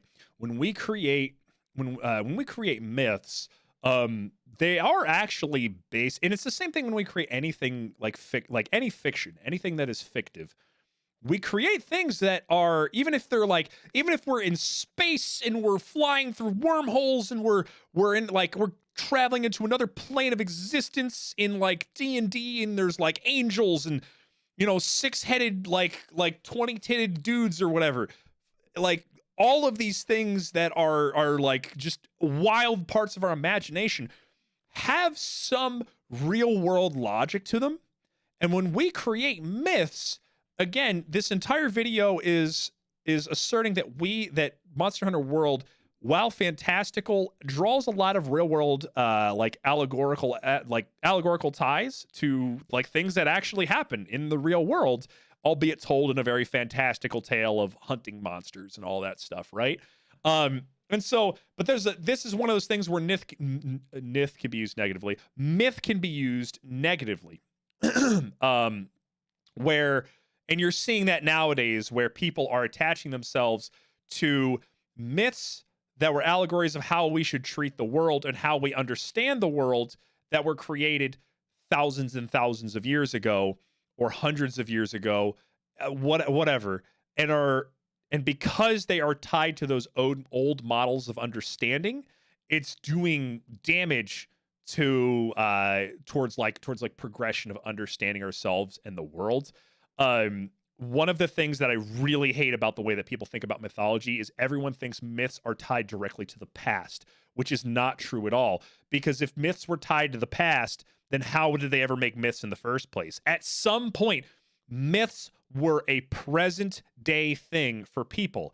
And we are creating myths now through things like pop culture.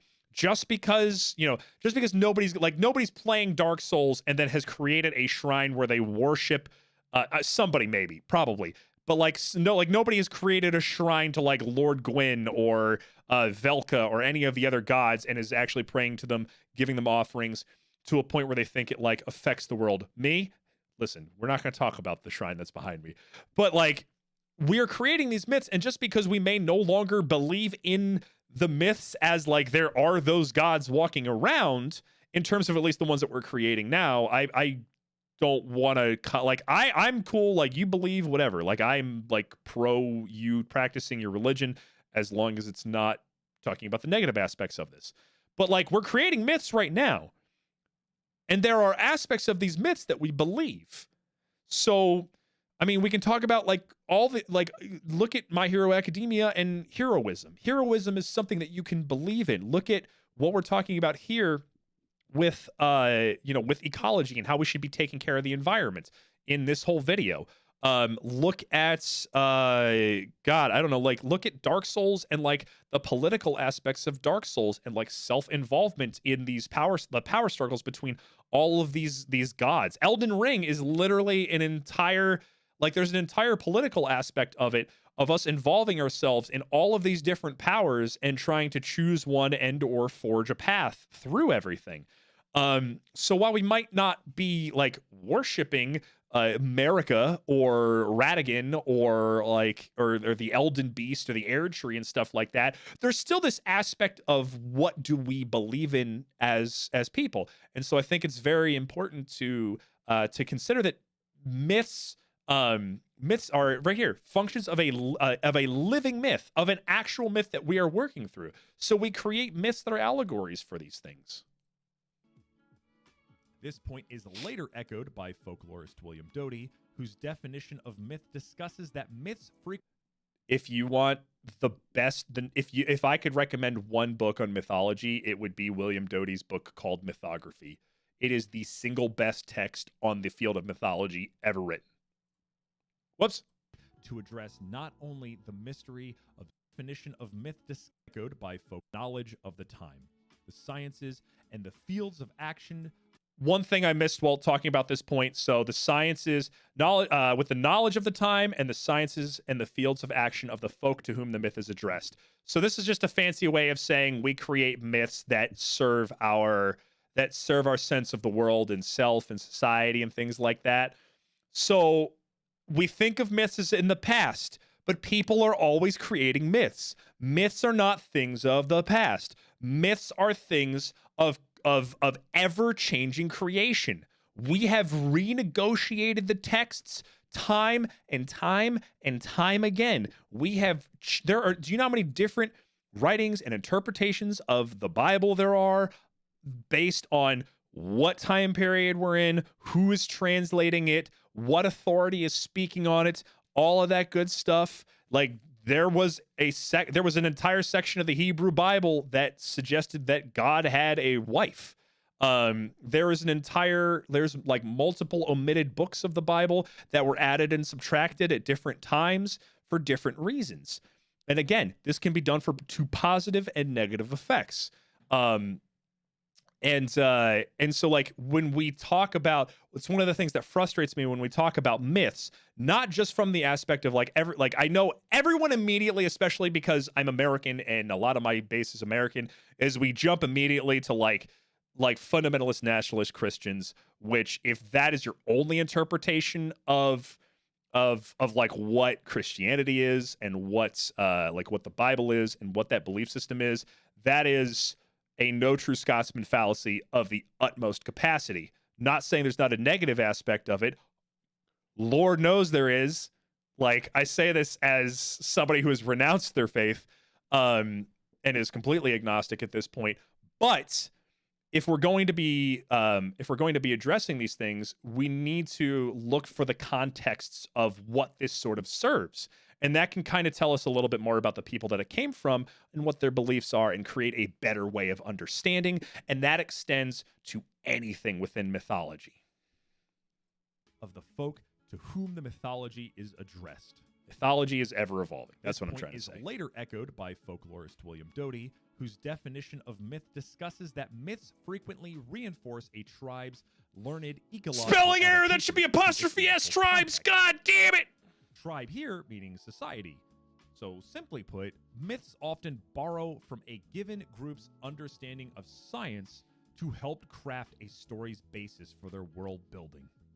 We often Burn it. use Burn the whole these video down. stories to discuss our connection to the natural world around us and what our duty or function within it is. When we consider that we're looking at Monster Hunter World as a vegetation myth, we are seeing an allegory for a real-world understanding of ecology as a vastly interconnected and chaotic system. We are thrown from our ship into a world that is more like our own than initially thought. There's a food chain. Monsters all have evolutionary adaptations that make sense for either traversing their environment or defending themselves or their territory. We have life of all shapes and sizes. I love this little interacting with guy. one another. This is an order. The only true neutral monster in Monster Hunter World. And so we have a mythological analog that makes use of a modern scientific understanding of how creatures, their environment, and humans interact with each other. So now that we have all the parts we need, it's time to put this myth together.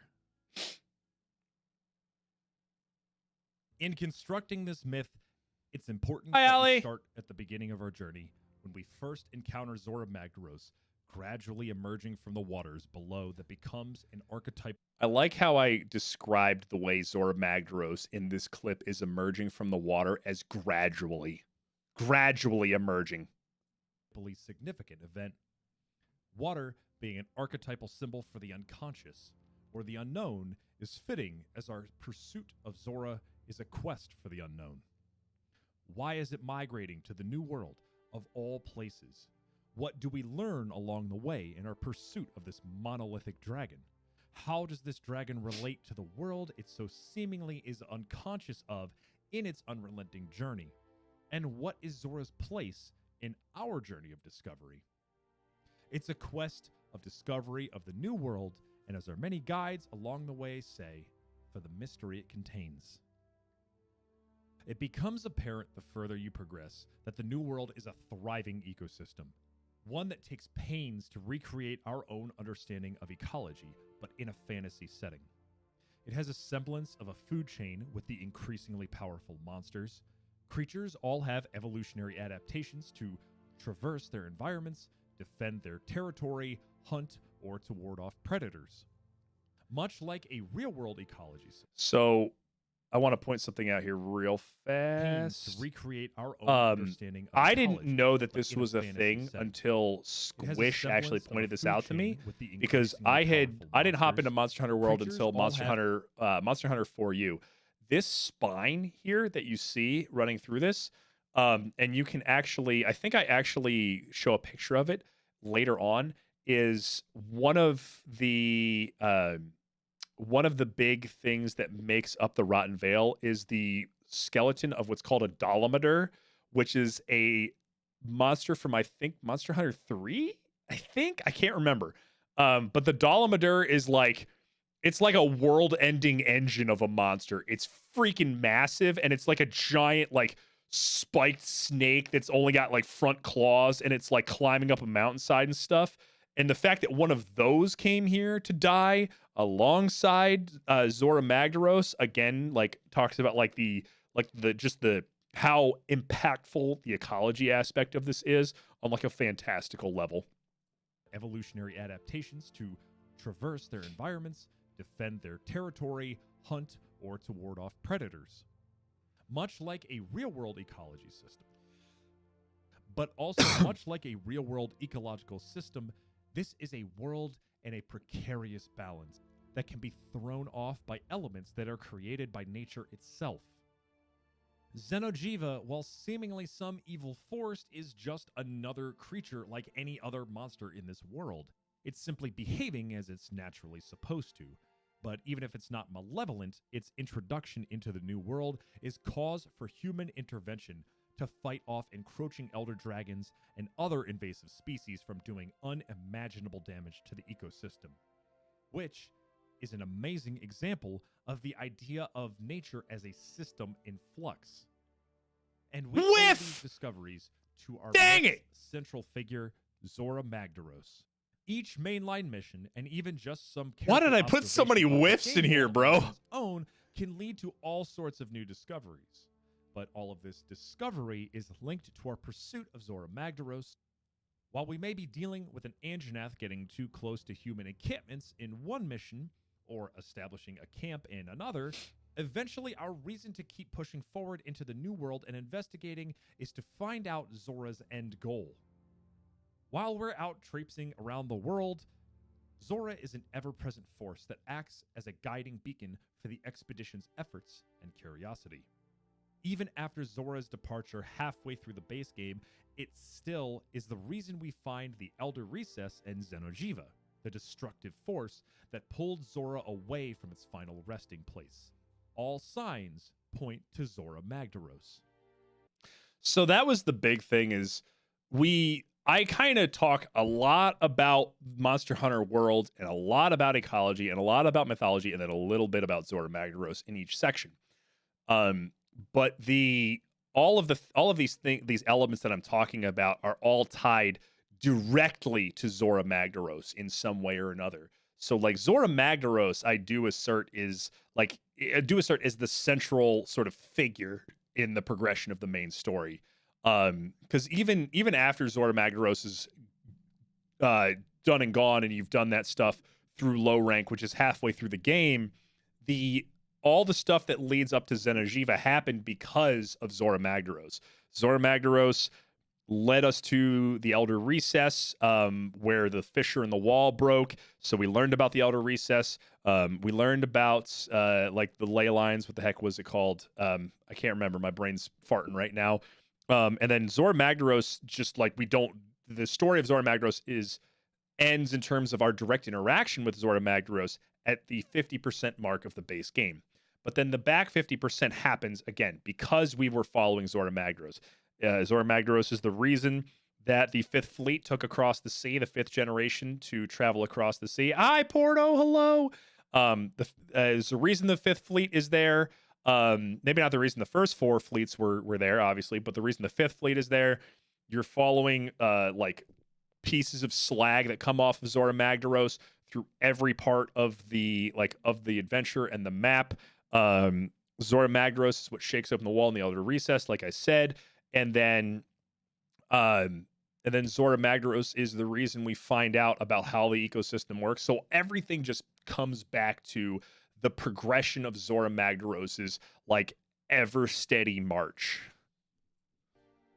Which is why I assert Zora as the vegetation figure. A symbol that embodies the mythological dragon. Within its character lies an amalgamation of the elements of fire, of earth, of water, of the sky, all together in a figure that is destined to finally lay itself to rest and give its energy back to the land. Oh yeah, here you go. Here's a big death, skull. Once again, I think that's a Dalameter skull. I can't remember. And the decomposition cycle, it comes to take on the qualities of primordial serpents of mythology as they relate to renewal and cyclicality. It's self-dying so that the world might be renewed.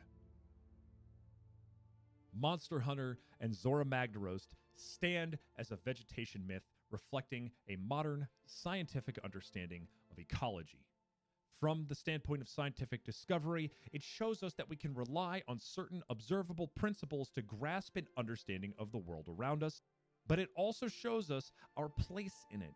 That while we might feel so small in the unrelenting march of nature's fury and persistence through time, we can still enact change. Not only can we, but we must if we want to ensure the continued safety of the environment and its inhabitants. So we have to. So yeah, so that's all. The rest of this is just conclusion. We're gonna go through it though, because there's a lot of things, like I said, I left out in this. But that's my thesis right here. This is my thesis statement. Was this section here? Loose ends we need to address. One is the actual ending of Zora Magdaros. Here's the thing: Zora doesn't actually die in the game. Nope. We never see Zora Doesn't reach happen. the Rotten Vale to die and help nourish the land. What happens is that we push Zora out to sea so that it doesn't die in the wrong place and cause ecological damage. And then it comes back every so often in a random event so that we have the chance to farm its materials and craft its related armor set. This is a gameplay contrivance, though. It's one of those moments when a video game will have to make a concession for the sake of gameplay. If Zora... That, one of the most annoying... this annoys me. And like every lore, like every theorist out there, every video game and pop culture, quote unquote, lorist or whatever you want to call them, one of the most annoying things is like forcing an explanation onto things that are like clearly just for the sake of gameplay, because it shouldn't need an explanation. It doesn't need an explanation. The explanation is that we are playing a video game. It's not a real life thing. It's fine. When Zora Magdaros, all you do is push Zora Magdaros out to sea, like I say. The problem is Zora Magdaros has Zora Magdaros materials that you need to get to craft like Zora's armor. So if you kill Zora at the end of the game, then you can't farm Zora materials unless like maybe they could come up with some other reason for that. But you can't farm Zora materials if you don't have like obviously if Zora Magdaros isn't around because you killed Zora. So how do they fix that? Well, Zora Magdaros goes out to sea, and then every once in a while he just kind of comes back to hang out. Then you can go farm materials off of him. But like somebody out there would come up with a lore-based reason, and it's like, no, it is okay. We can overlook this. It is just a gameplay reason. It's one of the things. It's like how does fast travel work in Dark Souls games? And then people will come up with lore reasons. You want to know why fast travel or how fast travel works? How fast travel works in Dark Souls is because it makes sense, so you don't have to go running through areas you've already done 100 times before, and it's just to make the game more accessible and reasonable to like trod through. That's it. Like, yeah, there's some reasons that are like, yeah, I guess I could see that, but like there's no directly stated canonical reason. I haven't ever seen like a theory that's like rock solid. It's all just like whatever headcanon that you want it to be. And it's like the lore explanations that you're time traveling or some shit in DS1. Well, that's the thing is like even that is just got like that itself is, to me, it's like if you took a piece of paper and you cut a circle out in it, and then everything around it that you cut out is the hole that this theory is surrounded by. It's just like, guys, sometimes things are just for gameplay. It's the same reason why one of my friends, my roommate in college, cannot watch movies, because all he does is pick out, like, he just cinema sins it and picks out every failure of the movie, like every second of the movie. Everything has to be airtight in its terms of its explanation, and in terms of realism, and in terms of internal consistency. And it's like, y'all, it's okay. If you want to come up with those things, that's fine. I'm not against these things for fun, but like people will just like, they have to have a reason for it. It's like, it's just a gameplay contrivance. It's okay. That is a perfectly fine explanation that doesn't undermine anything else. And it's kind of just how video games work, because the gameplay, as important as story is, gameplay is, I would argue, just as, if not like just as important, if not more important, because you can have a great story, but if the gameplay is terrible and game mechanics are terrible, then a lot of that will suffer. I will cite Death's Gambit. I loved the story. I hated the game. Did manage to make it to the Rotten Vale and die in game, well, it'd just be weird to be able to suddenly have Zora stomping around again. Also, we know that there is more than one Zora Magdaros, as we find the bones of one in the Guiding Lands from the Iceborne DLC, showing us that long ago another Zora died to help create another landmass. So it stands to reason that the Zora Magdaros of our game will eventually come to rest and decompose to be a part of the land. And speaking of the DLC, so the very end game, like the post end game area, like the absolute last bit of content is this area called the Guiding Lands, which is like where all the biggest, baddest monsters go to. There is a corpse of a Zora Magdaros there. You can see its skull and everything. And there were people, and this is one of those things, again, gameplay contrivances. This frustrates me. Everyone's like, how did Zora Magdaros go there and die? That's not the Zora Magdaros from the game. Like, there was no time skip from the end of Xeno'jiiva to Iceborne. There wasn't enough of a time skip, and there's zero evidence of a time skip where nobody in the game aged and died at all. But somehow Zora dies and then decomposes and creates another entire landmass that we never saw before. No, Zora didn't die, and thousands of years did not pass. Zora Magdaros is a creature that keeps, like, that reproduces. There's more than one Zora Magdaros. That's a terrible, complete, like, just full of holes, logical fallacy of a theory. There are just other Zoras. So even though our Zora does not die in game, if we think about it as like its own little like metaphysical universe, the Zora that we fought in game will eventually die and complete the exact cycle that we have been talking about for the last 36 minutes of this video. You might be asking, what about that, Opti? Well, I actually went through and looked at all the cutscenes, the dialogue, and the monsters from that, and so hold on. So it stands to reason that the Zora Magdaros of our game will eventually come to rest and decompose to be a part of the land.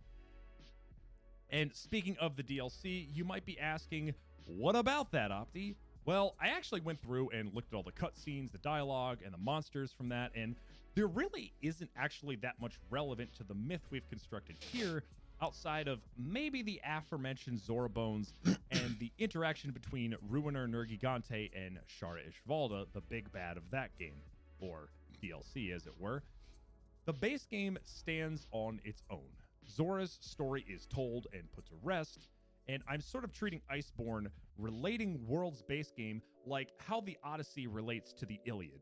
While they're related to each other, they both stand on their own and have their own stories to be told. Don't worry, we'll probably be talking about Iceborne a bit later down the road. And there you have it, my friends. There's the mythology behind the fire dragon Zora Magdaros. Yeah. And a brief look into some of the mythology that pops up. We did it. We did the producer's commentary, everybody. Stuff I could have added, like here. How there are Dolomadur. So this is the Dolomadur corpse. If you're not looking at it, you probably can't see it, but like here's the upper jaw here. The lower jaw is down here. And then these are all like spikes that come off its face and stuff. Corpses in the Guiding Lands and the Rotten Vale that further add to the whole decomposition/creation cycle, or all of the new species that get introduced in high rank or master rank. There's also the case of Shara Ishvalda basically becoming another ecological disaster, but I wanted to keep things relatively brief. Plus, I've actually got a few more things that I'd like to analyze in World, like possible connections to real-world hunting rituals, as well as an archetypal analysis of Xeno'jiiva and Zora Magdaros. But I think I'll end things here. This video has gone on long enough already. If there's anything you think I missed, could stand to Yeah. add, or if you have any questions, please leave them in the comments below. If there's a need to address all this, I might just do a follow-up video for this one in due time. I do plan on doing I also follow-up wanna give a brief videos shout out if to some if friends there's that helped me enough through this. questions in a comment Squisherdoodle, section or Yokai something. Loki, and Democracy all helped bring me through the game so that I could see everything myself. Squish also helped me hammer out. A lot of the lore Fucking, as well. I love. Go give their Twitch Oh my pages a follow. gosh, I'll leave links in the Warlock! I description love your below. old, They're all brilliant your old people and banner. people I'm blessed to call my I love friends. it. Also, be sure to follow me on other social media. I am always active on Twitter, and I stream regularly on Twitch. I also want to give Oh, just a God, brief flashbang. shout-out I'm so to all of sorry, my everybody. Ko-fi subs who have helped keep this funded over the few months that I've been working on it. I just want to say thank you. Can you all do so a much. I lore know this video has been about a why long Dodo period of Gama is time, so and there's a cute? lot of Because talking he's about it, friend shaped. but finally it's here. And if you in the future want to help support these projects, Ko-fi is the best way to do it. Yeah, 100% shout out to my proceeds Ko-fi go directly subs. to me, there's no fees for you or for myself, and it helps me keep focused. And I appreciate materials y'all. That I need anything from research to equipment to be able to make these videos. So thank you so much to everybody who's supported me at any point in time since we basically started this. If that's My just friends, I appreciate puking you balls of very love is much. just how Check out the Dodo link in the Gama shows description their love. if you'd like to know more, and you can actually get videos ahead of time and also know ahead of time what I'm working on, even outside of. I am gonna just get rid of this these frickin' things that you slide. see here. With that, my I friends, don't like it. let's take it one last time. But before I go, I submit this to you. So I submit this to you was actually the thing that my mentor who just passed away this last year would always end off his classes in, and he's a big inspiration for, like, I don't know, my entire freaking life. So this is like kind of my way to immortalize him. And that's how, if you've watched my videos, that's how they all end. So I'm gonna keep that one going. I want to put that on a t-shirt someday. I want people to pick up on that. Yeah, he was the one who taught me all through college. If there's any indication of the relationship between us, I was one of 6 people in his entire career of teaching, which he taught for 40, or I think like 50 to 60 years. He taught for a very long time. I was one of 6 people in his entire collegiate teaching career that he had ever given a full A to in a class. He was actually very impressed with my work. He actually, so at one point, he was a religious. He was a brother of the Order of Holy Cross, which was the order that founded the School of Notre Dame, St. Mary's, and my college that I went to, Holy Cross College. And he went, when he retired from teaching, he retired to go down to Peru to basically help the Peruvian communities where he was at. And when he was leaving, he literally had all of like his students come over and take whatever they wanted out of his house, like whatever they wanted. He's like, you can take my bed. I don't care. He's like, I have a vow of poverty. I need to like give into that vow of poverty and stuff like that. So he had an entire library of things. I have probably like 600, like he had in his bedroom, he had shelves on every one of his walls. In his living room, he had a shelf in his living room. He had an entire extra room that had shelves, and then in his hallway, in his 2-bedroom 1-bath apartment, he had shelves lining every wall that didn't so he didn't block off doors. He had so much stuff that he gave to all of his students and everything. And he gave me, I have 2 things from him. I have a copy of Don Quixote that he gave me. And then the one thing that he gave me was he had a book that was signed. It was a book on just like an entire book on writing and English writing conventions that was given to him by his professor, who what his mentor was to him. His name was Brother John, my mentor. Brother John was to me as a mentor. And Brother John, he's like, this was the one thing that I wasn't going to give away. But I want you to have it. And he gave that to me, and I treasure that book. If there is a fire, I will fucking fight to get in and get that book above anything else I own. That book means more to me than anything else I own. And he was a huge inspiration in my life, and he passed away this last year in 2022. And that's my homage to him. So yeah. The story of Zora Magdaros is one that compels us to think about our place in nature. We often think of nature as being set in balance. I've had to almost blow as my if it's nose for 30 stasis. minutes. We believe that it can work to maintain itself.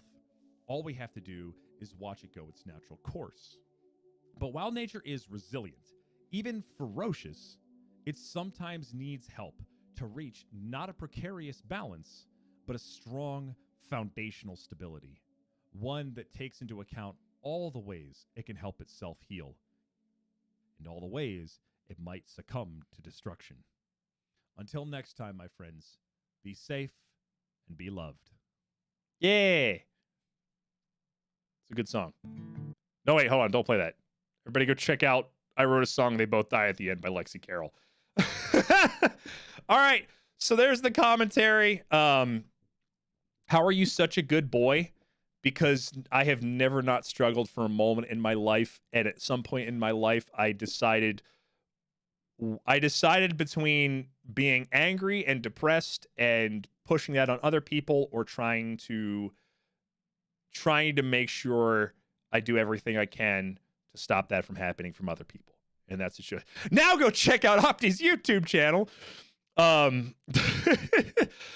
yeah, no, thanks everybody for getting that to 301 views. I'm really gonna try super hard. Starting tomorrow. My goal tomorrow is to finalize the script for the next YouTube video. I want to have a YouTube video out by the end of March, which actually means that I have 3 weeks to get the video done, which I don't think is going to happen. And if it doesn't, that's fine. I don't really want to push myself, but I still want to try to maintain that. I really want to try to get 3 videos done, or 4 videos done this year still, despite losing a month of my life to like taking care of my health. And get back to things. So thank you all for the support of getting this to 300 views. I appreciate everybody who gave feedback on it, who watched it. I appreciate y'all. That's it. That's it. Big preach, everybody. I appreciate you. All right. We're 3 hours into stream. We can keep doing this. How do y'all feel about some more Breath of the Wild to end off stream here? End off stream. Not right now. We're probably want to go for at least another like hour and a half. I am going to take a freaking break though. So let's do some Breath of the Wild. Let me put a little music on for you, and we'll do that. Yeah, but the wild. All right.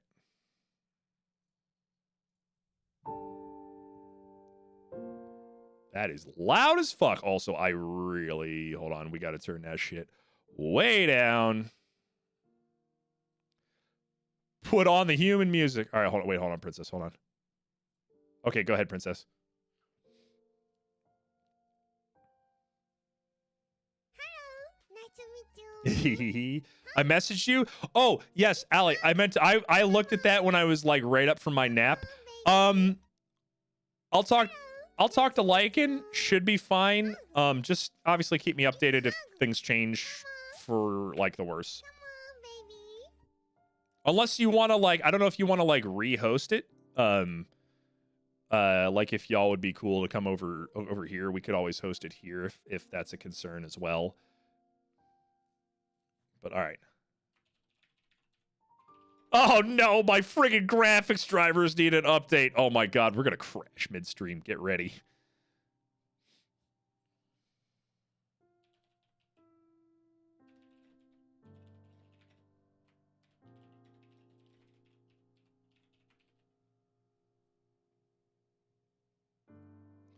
All right. I will be back in a few moments. Enjoy the Hollow Knight piano collections, and let's play some Breath of the Wild because it's a good game. All right, I'll see you in a few moments, my friends. Make sure you get up, walk around, and stretch, and all that good stuff.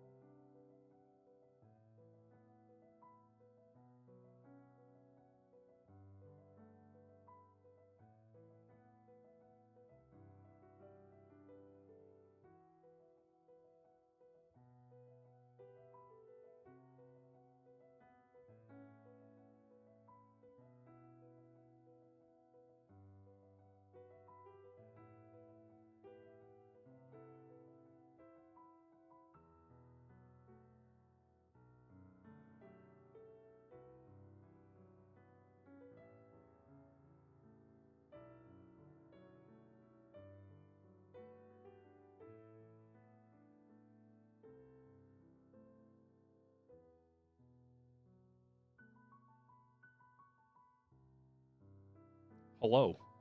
Friends, I return.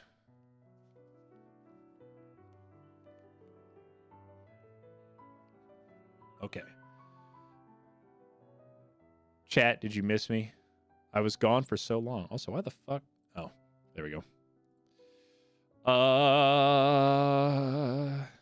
Here we go.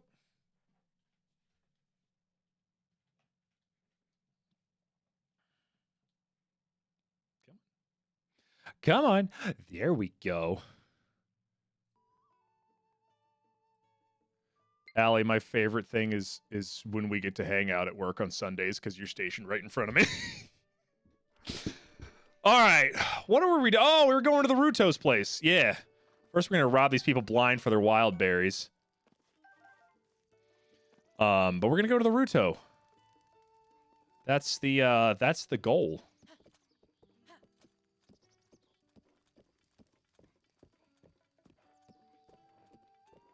Is that kid playing with horse shit? Hold on.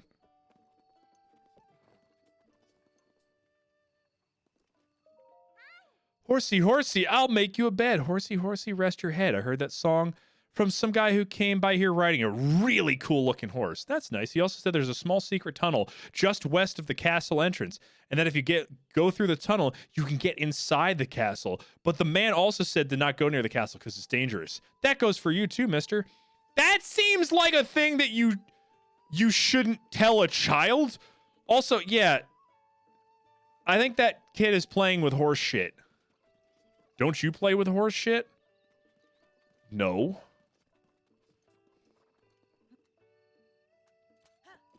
No, I certainly don't. I import my shit. Only the finest elephant dung to throw at people. The Tabantha Great Bridge.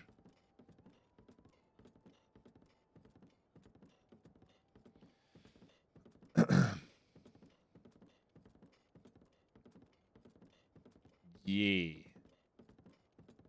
We can't all be so rich. Listen, I wouldn't call myself rich. I just know a guy. I gotta remember where everything is in this area, because I really don't. It's been a bit. You know what's funny? So this is this is like a completely random thing. Eesh. This is a completely random thing, but like, I was looking through like ban lists. I was like, I was looking through like ban lists for stuff, right? And, oh, what the hell? What's no. I was looking through, we gotta go. Fart ass, we gotta go.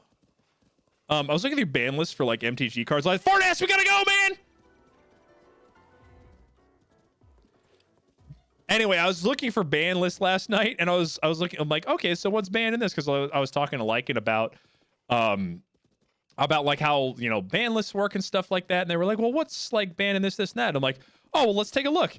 And I was looking at a ban, like the ban list for Vintage, and it's like the majority of the cards in Vintage are banned because they're just racist.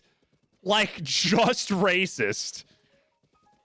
Oh, no. We don't want this. Wait, what? We don't want that. We don't want to be there. That's a bad place. Speaking of it, I set aside an obsessive search for your Othma deck. Holy shit, really? I have to look? Yeah, because there were, and one of them was like, there's a card called Cleanse that that you can get iterations of that are not like racist and offensive. But there's a depiction on one of the early versions of it that makes it appear to be ethnic cleansing, which is a big yikes. There is one that uses the G word for Romanian people. Is it Romanian? Oh my gosh, why can't I think of it right now? My freaking learning disability is kicking in. That they don't let you use that anymore. Romani, thank you. I'm like, that's not right. Like, I knew it in my head. Thank you. But, like, I was having a chair moment. No, Fartass, what are you doing? This is the worst thing you could do! Link, get up. Link, get up. Link. Oh, my God.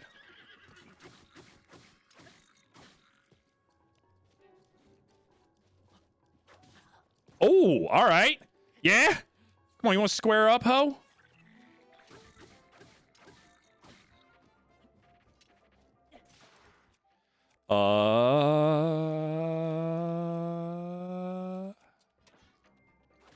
The old demonic tutor because of the pentagram? Oh, yeah. Why? Why does he roll like that, man?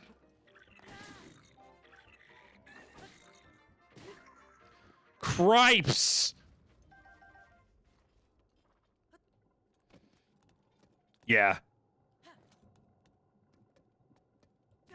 Okay, you stay here. You're a freaking liability.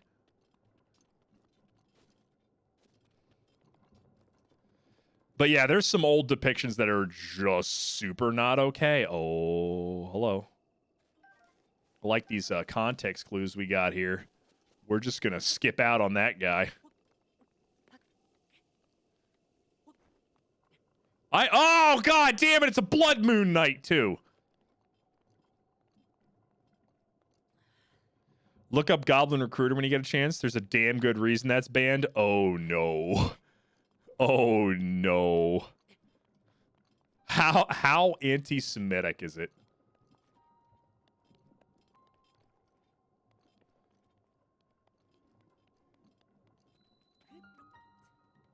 I bet it's very. Oh, God, not in that way? Oh.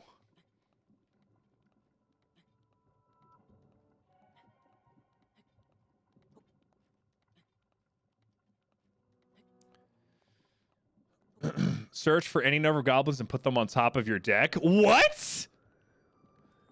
What? That's so broken. Is that legal in any set? I feel like it's not. My horse is right next to an enemy that just respawned. Actually, it shouldn't aggro to that. It's fine.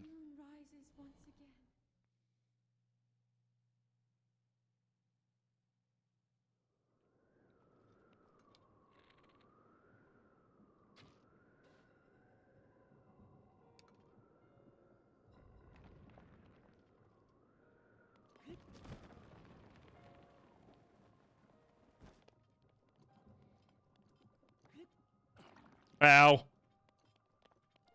Goo hurt.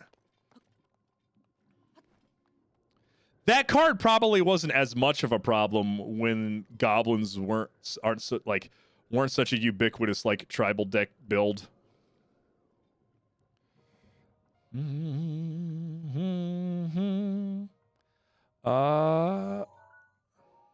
I'll tell you what, we'll get this tower and then we'll look at where to go. Yeah, I still don't know what I want to do for my Othma deck. Soul Ring is banned in Legacy. That makes sense. Is it limited banned or just banned?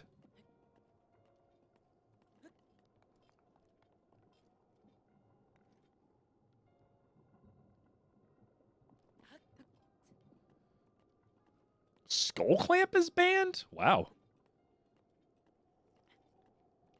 Also, Allie, have you looked up what cube is? Because I really want to do cube. Like, really want to do a cube at some point.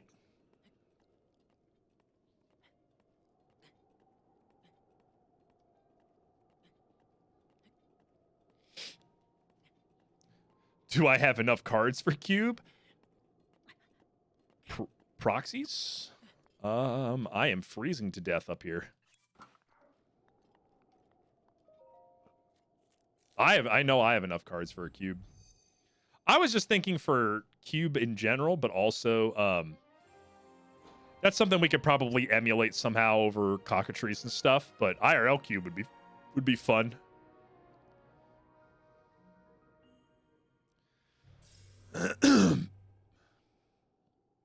Friend said I can use their printer to make proxies. Ooh.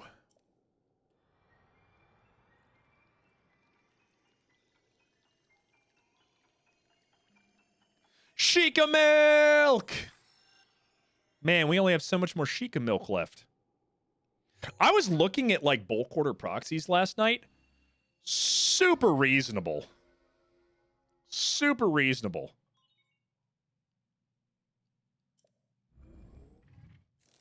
I think what I'm going to end up doing is I'm going to buy singles of cards for how much? I don't think I'm going to have enough rupees. Singles for Lycan and I that are like anything under $10 I'll like buy outright in like a bulk and then print proxies and then just like buy the official cards like when it seems reasonable so I can keep like I can keep doing pack cracking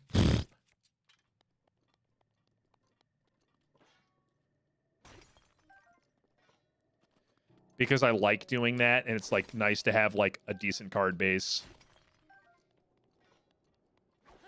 Hell yeah, pack that crack. It's 2023. You ain't got to worry about judgment. Get up in there.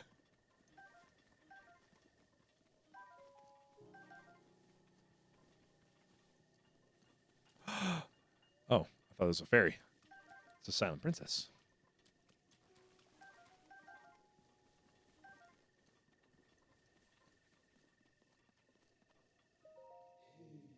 Boy, sweet boy, please listen to my story. How about we just get to the point where I give you... Yeah. Nobody gives the rubies, all that stuff. 1,000 rupees? Okay. I think the fourth one you need like 2k rupees. There you go.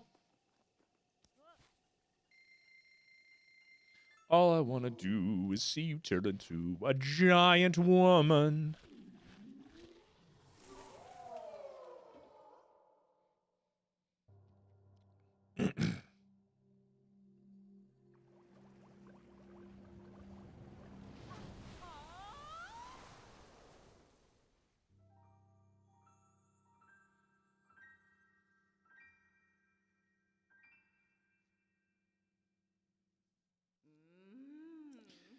All right. You're most definitely pleasant to look at.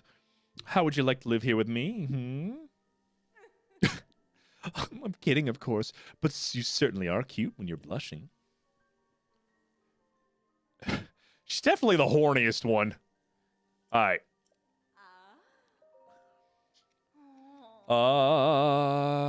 Okay.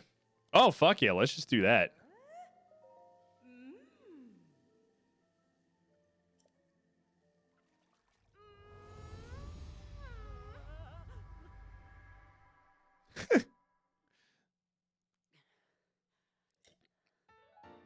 Yeah, tier 3.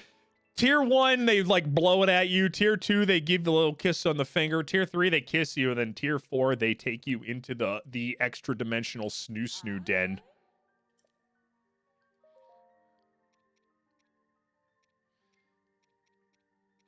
I need to go hunt bokoblins. And shoot off a chunk of Farash's horn.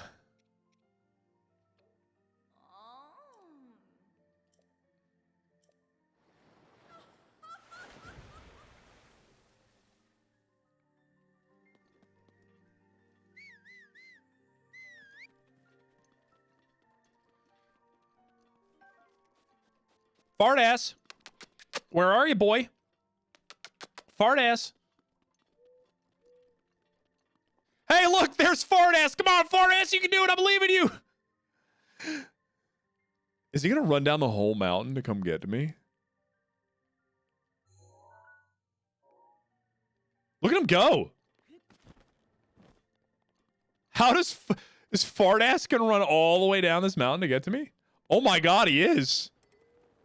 No, fart ass. Don't stop.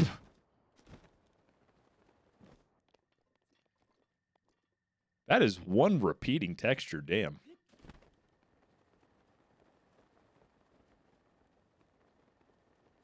Not a criticism, just definitely noticeable.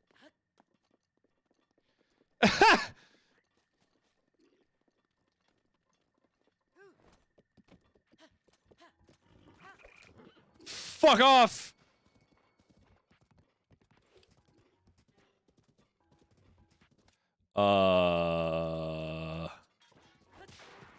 Gotcha, bitch! Okay, cool. No, just go this way. I know you're trying to auto-track for me, but just go this way. We need to not run in a straight line here. Also, cheers, chat. I'm having a peanut butter porter. It's just okay.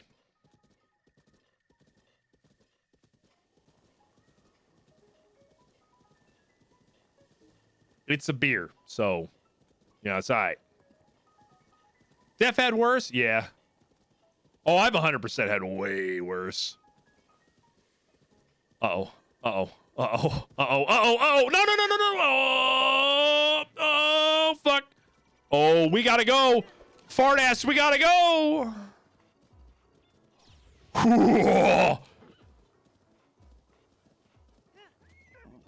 I've had peanut butter cookie dough.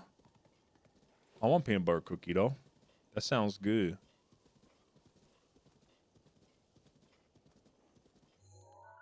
I fucking went backwards. God damn it.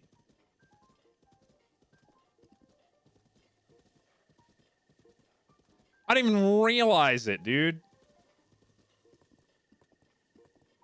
I have made yet another deck. Yes.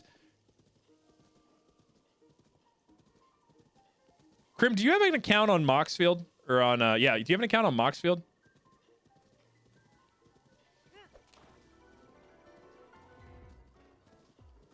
Because I need to friend you on Moxfield so I can check out your decks. I want to try cookie dough and cinnamon rolls. That does sound pretty fire, not gonna lie.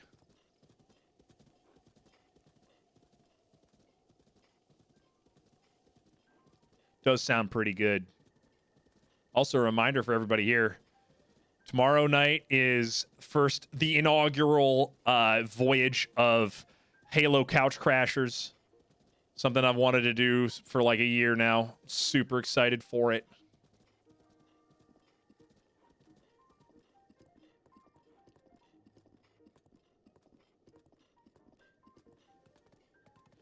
I hope y'all will join me.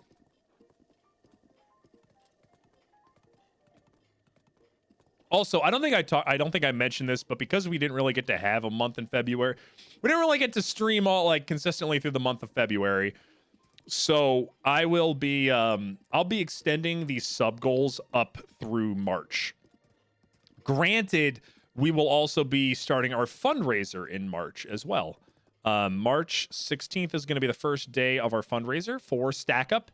I'm going to get everything set up next week, and I'll start promoting it probably later this week so people just know in general. But we're going to be working with Stack Up, so yeah. Let's just cinnamon rolls across cookie dough and roll it like said roll. That sounds roller good.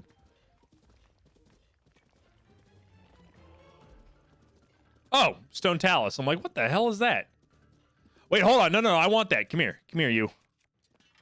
Come here. I want its goodies. I want its insides.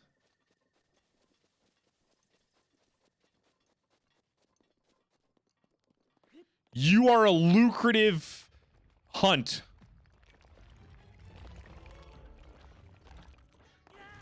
No! Fucking silly twink.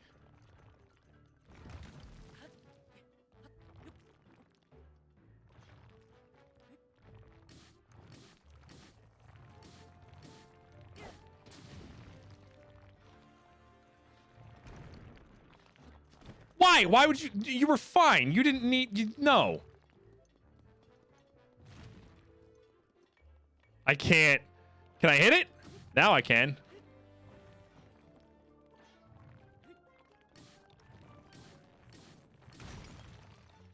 Cool. Yeah.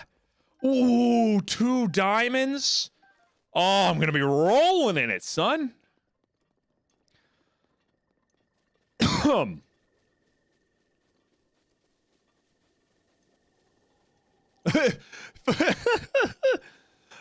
Got a horrible acne.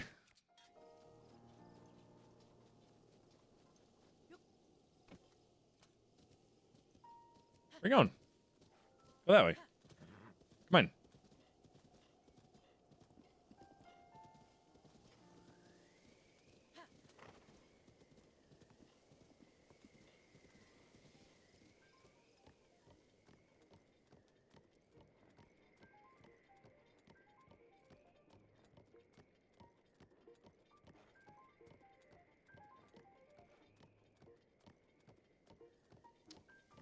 All right. Yo, come on.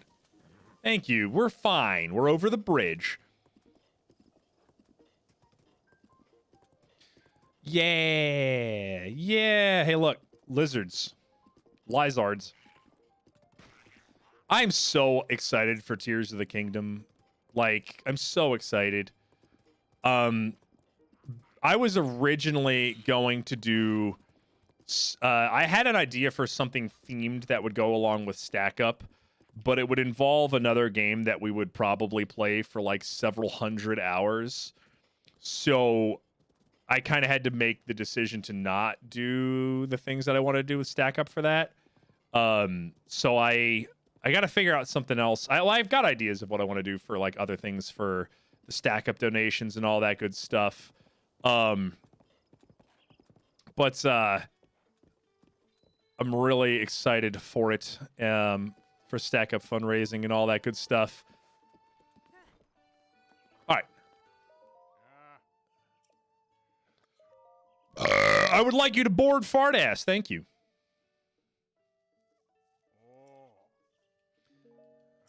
That is all, mustache man. Ah, we meet again. I'm glad to see you in one piece. We're actually very close to my hometown of Rito Village. I must admit, I'm feeling incredibly homesick. I had to leave my wife and children back in the village. I'm sure they're doing just fine, but you see, I cannot go home until I fulfill my promise to my teacher. My promise to... On second thought, now's not the time. But if I'm able to learn all the ancient songs, I will tell you of my promise, back in my hometown. He is. Cass is married. I'm a home wrecker. It's true. But listen to me blathering on. I need to focus on my craft. I happen to know a song about the ancient hero. It was passed down for years. Nah, it's the same one. We've already heard it, Cass. We're good. We're good. Be-doo-doo, be-doo-doo-doo-doo. Can I cut these for wood? That'd be cool. I mean, thruples exist. That's fair. And the bird people are kind of hot.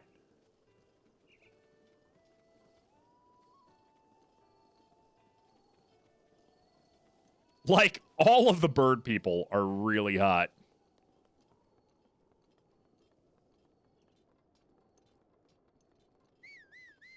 Like, just look at them. Oh, yeah, and these ponds have, like, dope fish in them and shit, I think.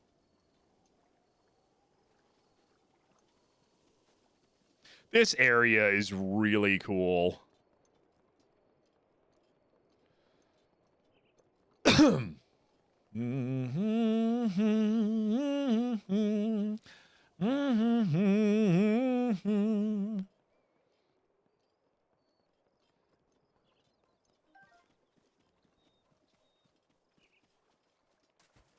Fish.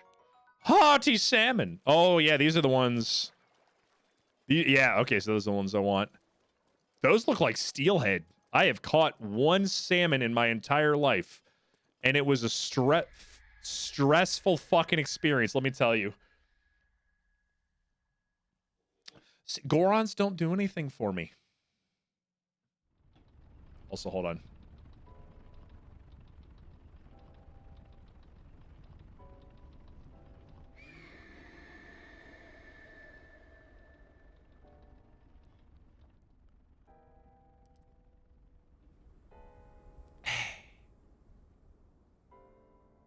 Can you imagine the hugs? I just want big, warm, feathery hugs.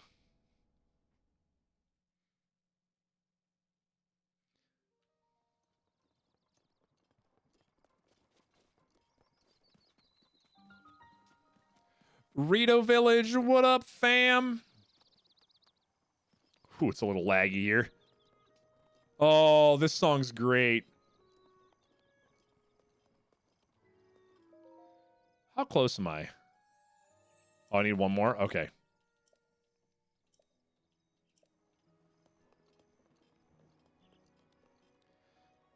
God, they're so hot, dude.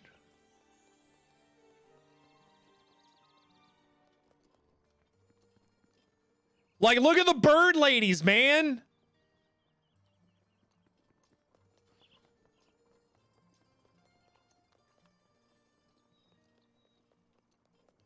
All right, what we got in here? What we got in here? We got in here. Nothing I need. Oh, they're bomb arrows. Don't necessarily need those. Oh, this is what I came here for. The brazen beak looking to sell. Do do do be do do do. I'm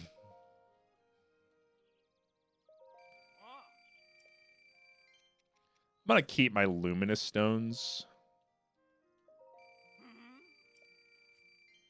But we're gonna sell all the other gems. Wait, hold on.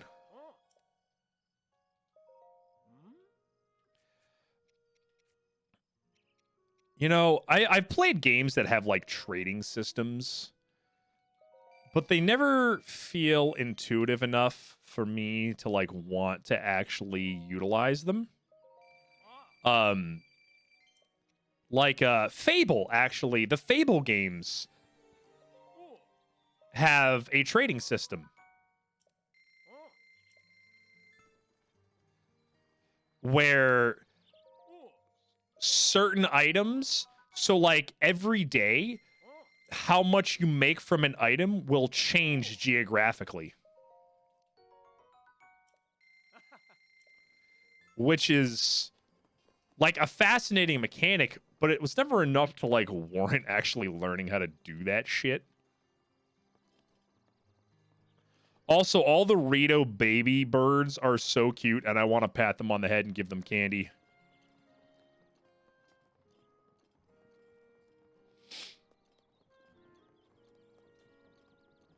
Oh, oh, there's the big. Yep, yep.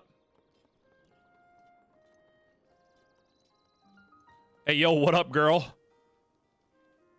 You wanna make a clutch together?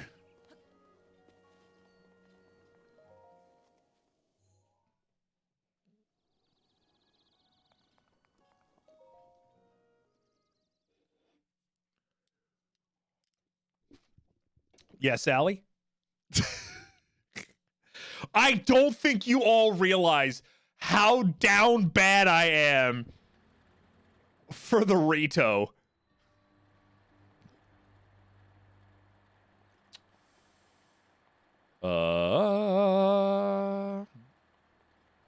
Like, it's a problem, y'all. Ooh, what's up here?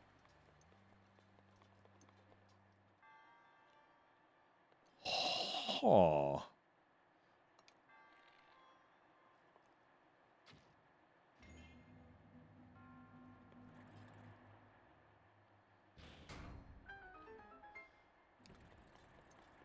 Way down bad. Oh.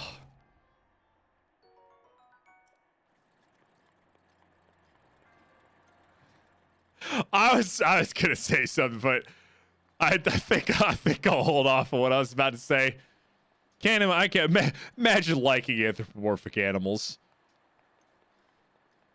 Imagine being a furry.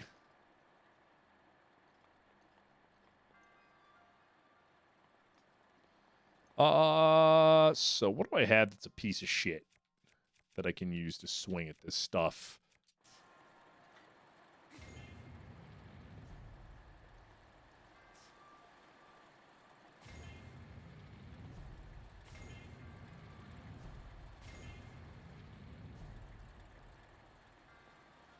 Oh, wait, hold on.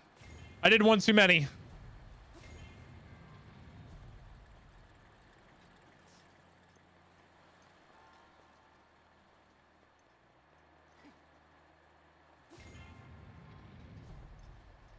Wait, hold on.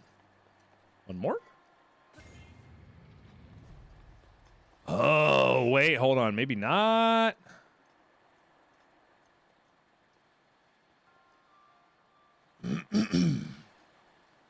Maybe not that way? Maybe? We'll see.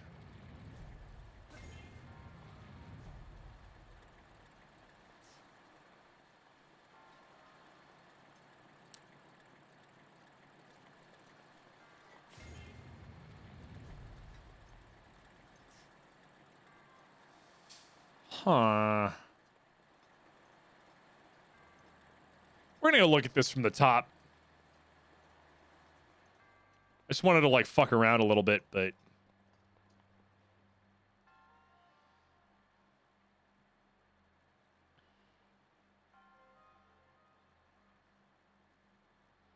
Well, I've got two overlapping, which is a problem. Okay, so that top right one is fine. And it has to be that way because there's no reason it would just do the one. That means I gotta turn the bottom one.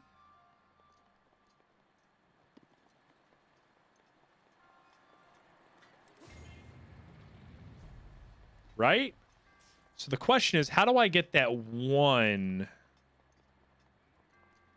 Yeah, how do I get that? The question is, how do I get that one?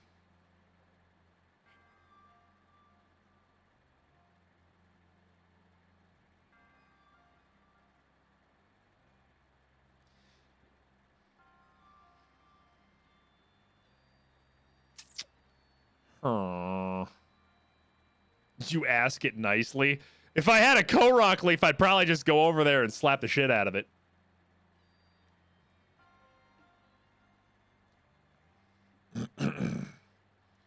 Player one is thinking.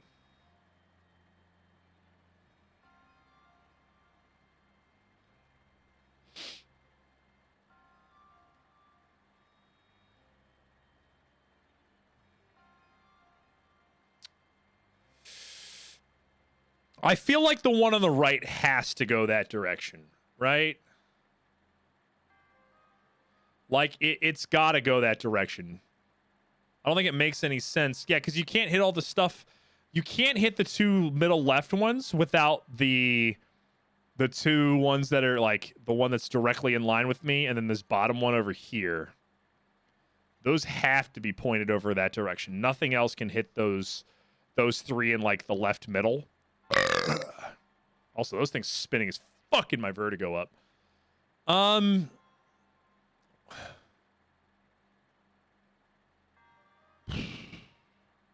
Yeah, nothing else can hit those, so those have to be turned that way. But there's only... What the fuck?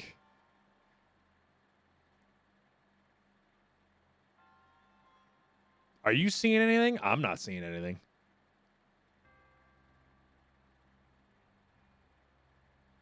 Wait a minute. Hold on. I'm a fool. I'm a fool. I see it. I've solved the equation.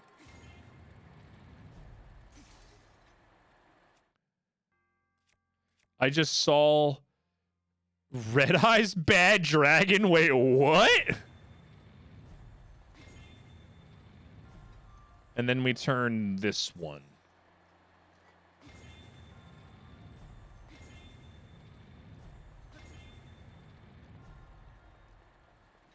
Screen name of the week? That's amazing.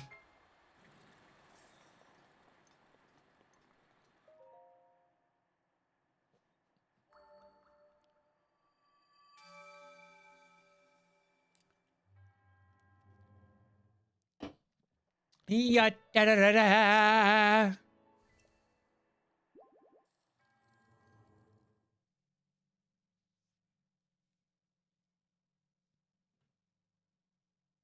Oh, god damn it. You know, I recently received an enema, and it has made me question whether or not I actually want to try pegging.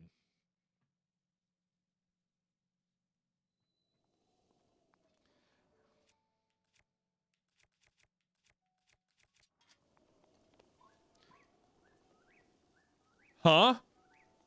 What do you mean, huh?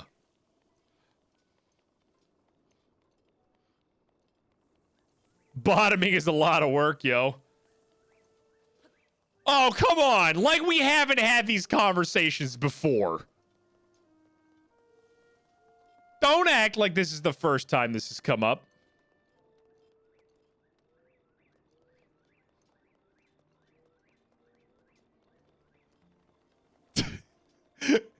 Oh my gosh. I'm just trying to work on a mixtape, yo. Ah. Hold on, which fucking tower is that? Oh. I mean, it was kind of out of the blue. Well, we were talking about bad dragons. I know they make any dildos and Audi dildos. Like, I know that's a thing.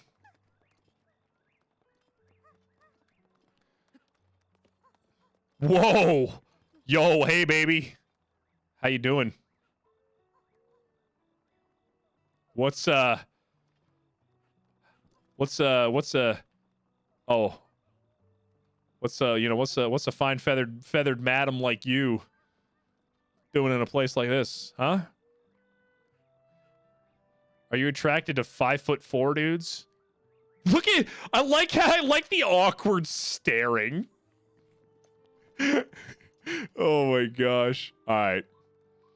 We link one uppies.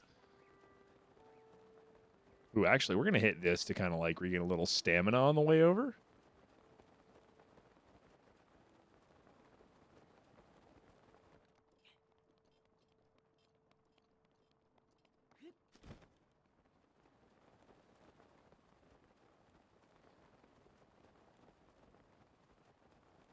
Ask Squish for some uppies.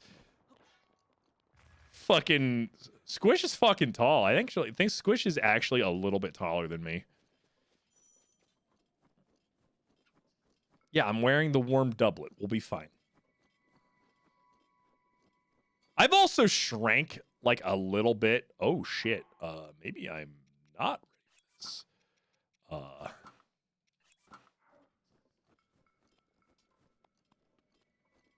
Mother strides are like 2.5. I feel bad. Like, I feel bad for like in having to walk around with my ass because not only am I really fucking tall, I also walk fast for somebody who's really fucking tall. Like, for real?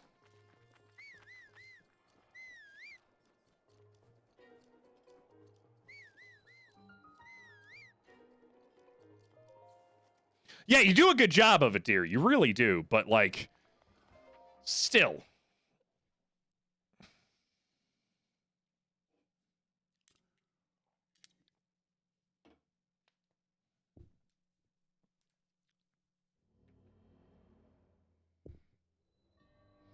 The path of hidden winds. AKA farting in public without making a noise.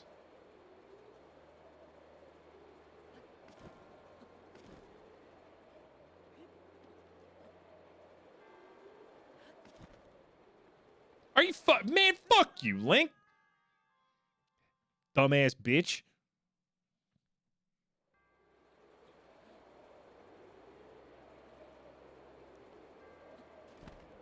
There we go. Why didn't that work before?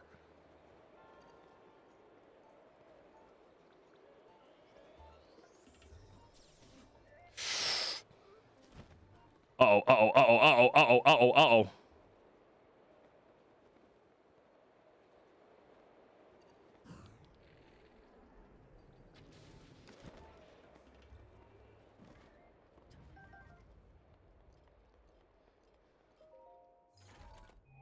I don't remember that fucker. Hey, I'll take it. Free rupees. I don't really have many things I need to, like, there's not a lot I need to buy yet, so.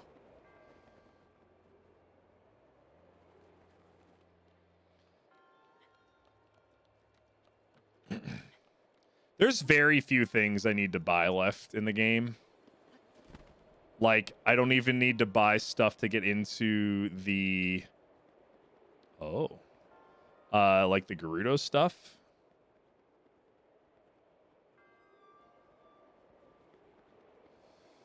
I think you have to go around. Yeah, okay, that's it.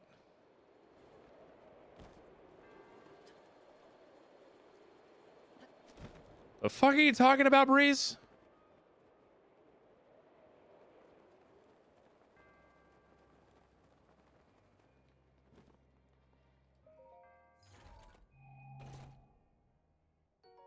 The Lego game currency noise? Oh, yeah. I don't know. I don't know about that one.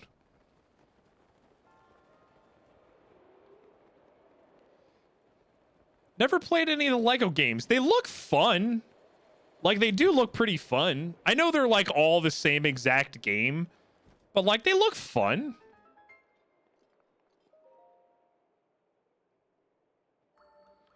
Motherfucking Lego Rock Raiders. Yo, if there's ever a Lego Rock Raiders, I think you triggered a fan base. You can't tell me that the Lego games aren't all the same fucking game. You can't tell me that.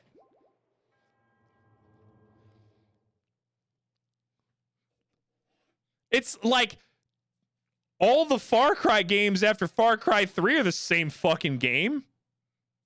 I know that's reductive, but like at a core, like at the core of it, you know?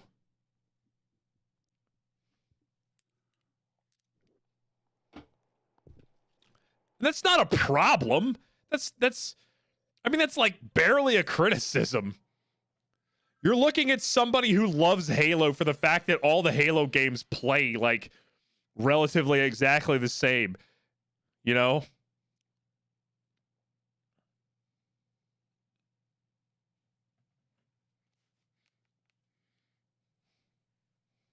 Yes, I would like a super soldier.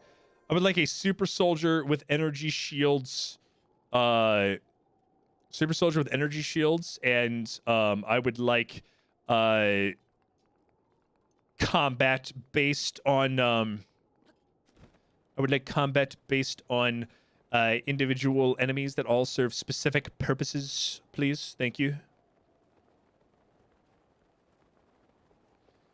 We're gonna go get this bad boy over here. Oh, wow. I skipped a lot of that. Ooh, actually, that doesn't have anything to do with the tower. So what's this shit over here? I'm so curious.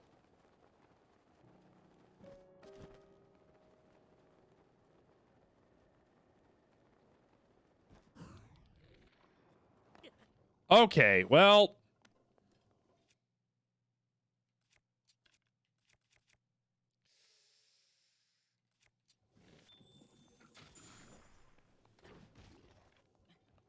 What? Link, why?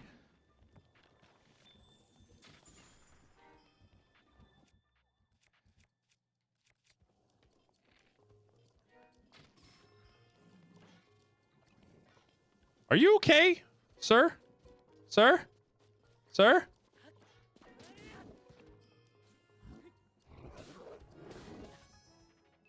What? The fuck happened?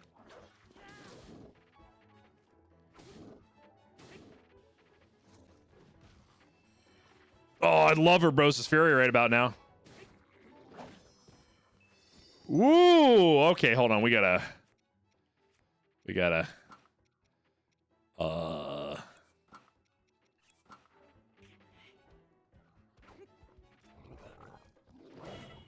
Fuck. Hey, Bio, what up, fam?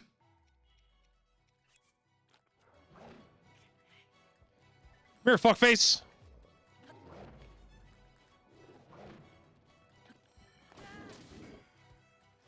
Doing all right? Well, good, fam. Good. Good to see you, as always.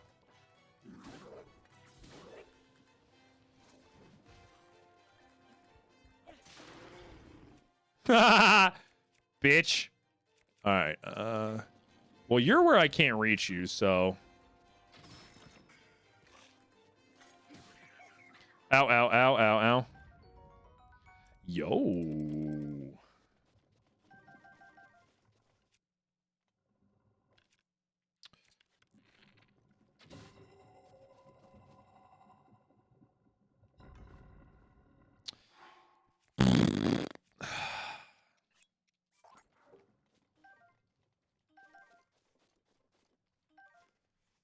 I'll take a Knight's Claymore and a Korok.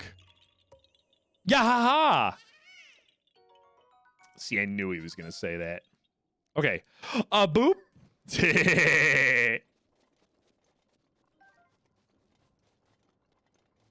All right. I'm wondering if it would be better. The fuck? To go back up? Nah, fuck it. Quick chat. Which song does Eminem use the verse Nantucket, nah fuck it? It's not a quiz. I just generally need to know because it's been stuck in my head for days. The one where he raps? Thanks, Breeze. You're great help. You should be ashamed of yourself.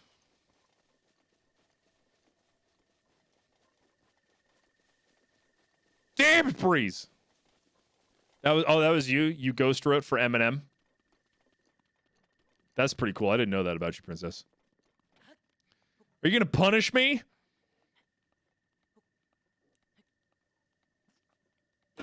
Yeah, I'm gonna force you to watch straight porn, and I'm gonna hook you up to that machine from the Clockwork Orange, where it like keeps your eyes open.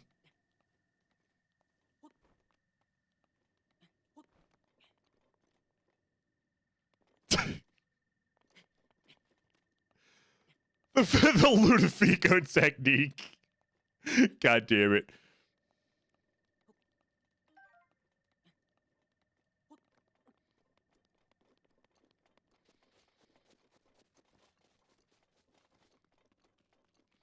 I'm gonna put the Clockwork Orange in the same category as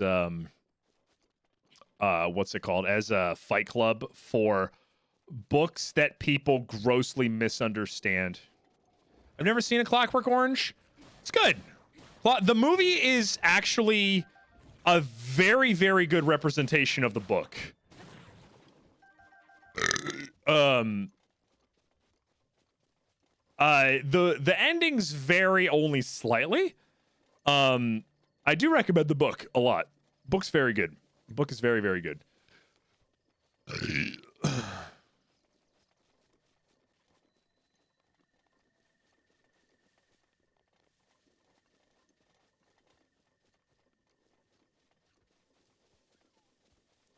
Moblin. Yeah, we'll do this one.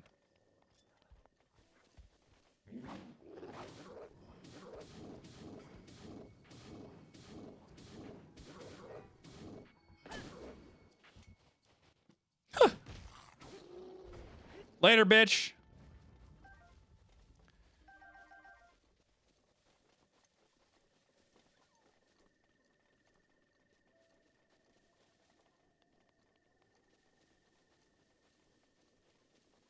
I forgot. This area is like really pretty. I remember this area actually. This is one that like kind of stuck with me in the first playthrough of this game.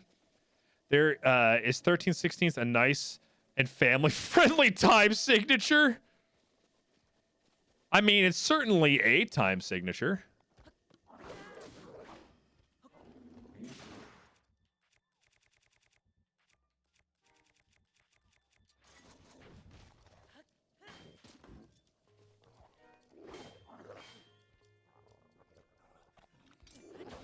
Ah, shit. Oh, no. Fuck balls.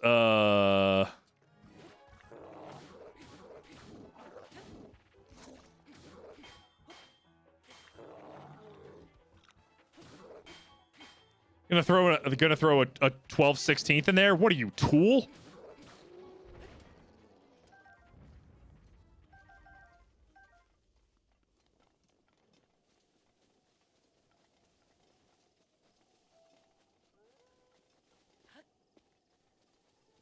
No.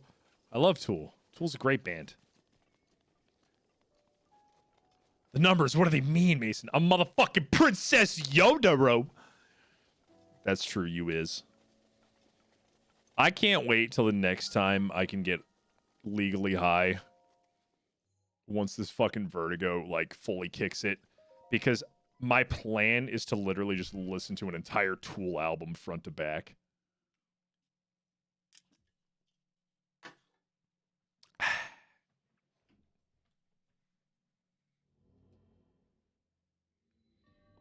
A major test of strength. Good. I'll put my whole balls into this.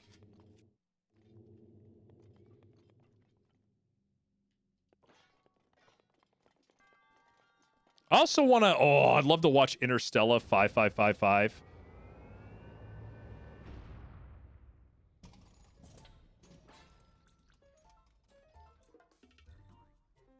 My immune system is throwing. I feel that. Oh, God. Okay, well.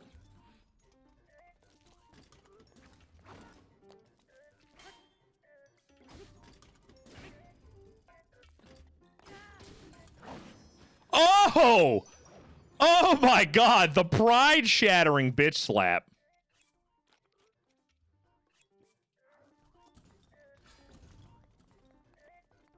Oh, please do that attack. Leave you wide open.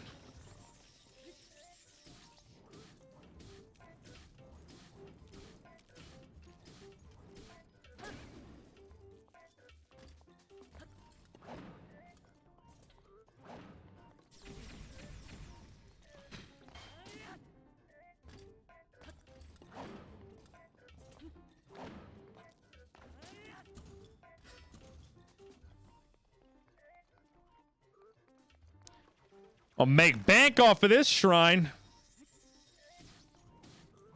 Primus to be... yeah, probably. I don't really like Primus that much.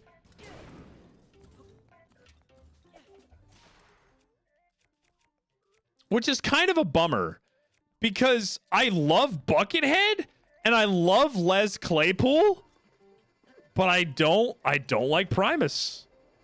Okay. Well... I should say, Primus has some good songs. They're just not my favorite.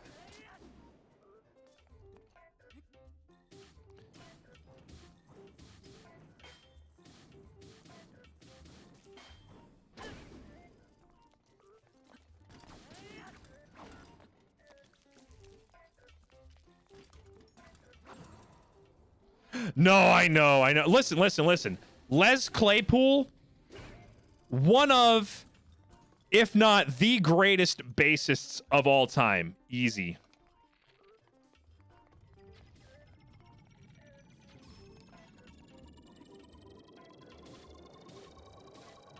Oh. Woo! I didn't think I was going to make it. Like, Les Claypool, one of the greatest bassists, if not the greatest bassist of all time. Like, I'll agree to that 100%. Buckethead, because wait, hold on, who else played with Primus? Because Buckethead played with Primus. But what the fuck? And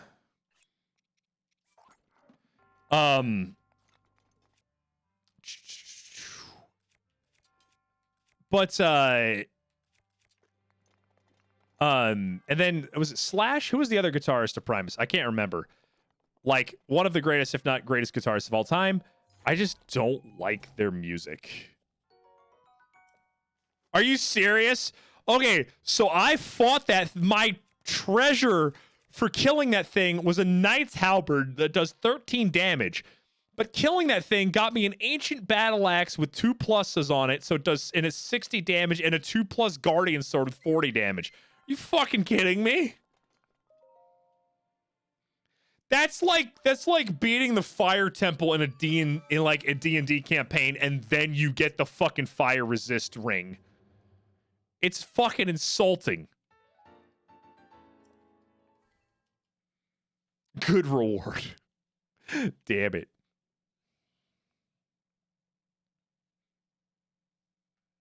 I honestly think the first divine beast that we're going to tackle is going to be the one that gets us Rivali's Gale. I really want this one because here's the thing you'll need to make the whole thing easier, and now you'll never use it. Yeah. And it's almost worse. It's actually like, it's not even like if you got fire resist. It's more like, it's more like, oh, you beat the whole fire area. Here's like, I don't know. Here's the thing that gives you 1 point of fire resistance damage. That's what that was like. What if we gave you the gimmick weapon after you already did the thing? Have you beaten the Plains boss in Valheim? Yagluth? Yes. The only boss I haven't beaten... I haven't done anything in Mistlands. Literally haven't touched it. Literally haven't touched any Mistlands.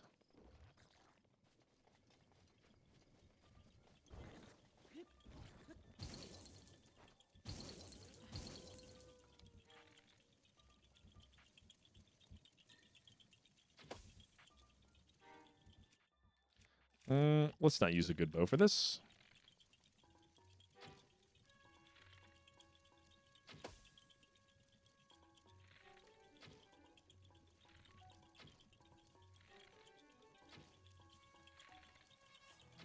Okay.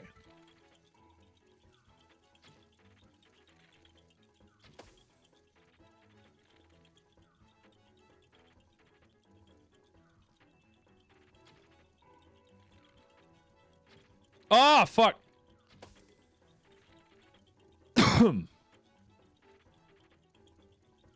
Oh, shit. Too early. There we go. Right on time.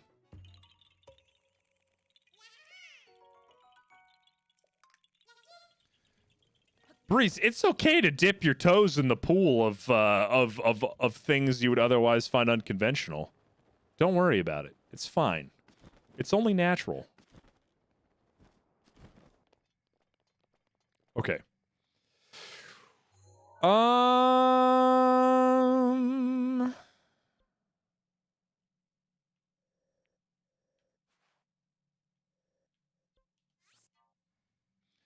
Does this mean you're getting pegged? No. I don't know, maybe.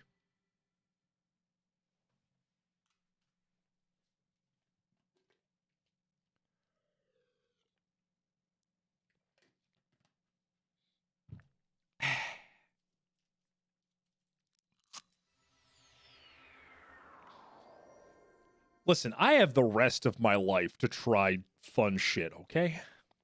I don't want to rush into anything. I think there's a Lionel up here.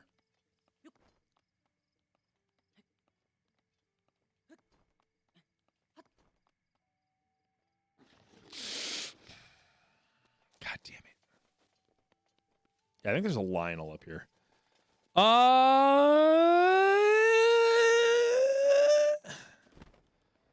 So we need to do Gerudo Valley next. I don't remember where the tower for this area is.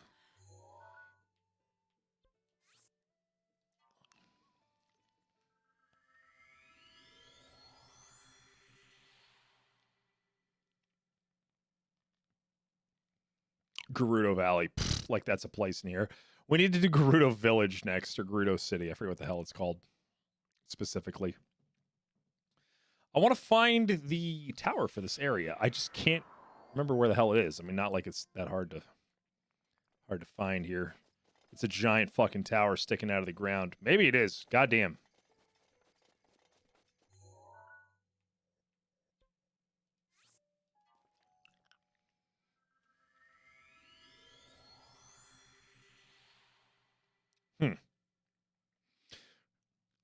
Her.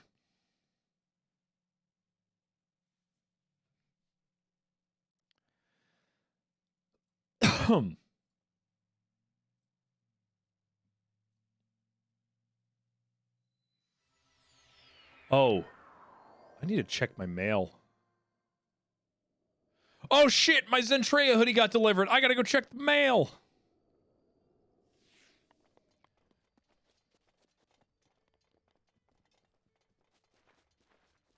All right. Hey, where the fuck is the tower for this area? I got my what I am affectionately now dubbing hoodies are now called Midwest t-shirts.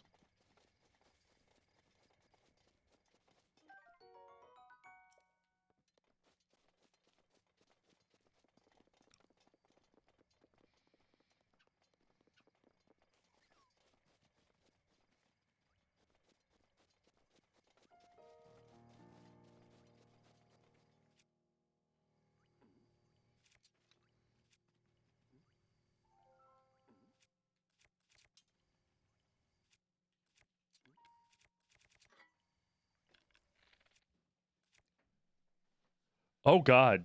That's probably the cervical pillow too.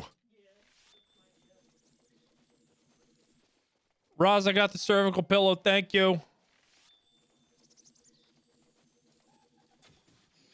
Ah, dumb bitch.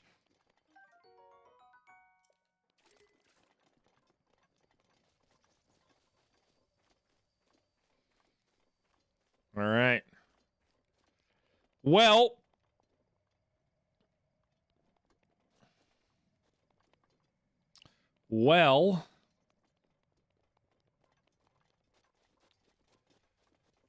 there we go. All right, y'all. I think I'm actually going to end it here. I'm going to get back to this stable. I genuinely want to keep streaming, but the fact that I am streaming tomorrow, like I would probably do like a 6 to 8 hour stream tonight. If it wasn't for the fact that I'm streaming tomorrow, I just really want to watch how much I'm pushing myself this week. I got some things that I want to get accomplished and set up between tonight and tomorrow. So, wait, you're streaming tomorrow? Swear to God. But yeah, y'all, I appreciate y'all so much. I do. And thank you for the lovely.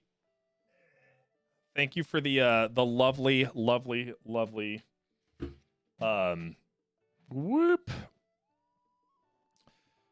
Fuck. Thank you for the lovely support. With tonight being the commentary, got a good hour and a half. Of Breath of the Wild in, more or less. And it was just nice. It was very nice. To be able to do that. And let's see who we can find to give a raid. Yeah. So tomorrow, guys, gals, non-binary pals, we're doing the Halo shit. Hold on, let me turn this fucking shit down because I can't hear. Tomorrow we're doing the Halo Couch Crashers event. It's gonna be me and a whole bunch of other creators and folks playing Halo Infinite, doing fun custom games, and just goofing off and trying to get that old school feel of like LAN Halo back. You know, those good old days of just sitting on the couch and just fucking fighting each other in some Halo. But let me see. Who are we gonna go raid?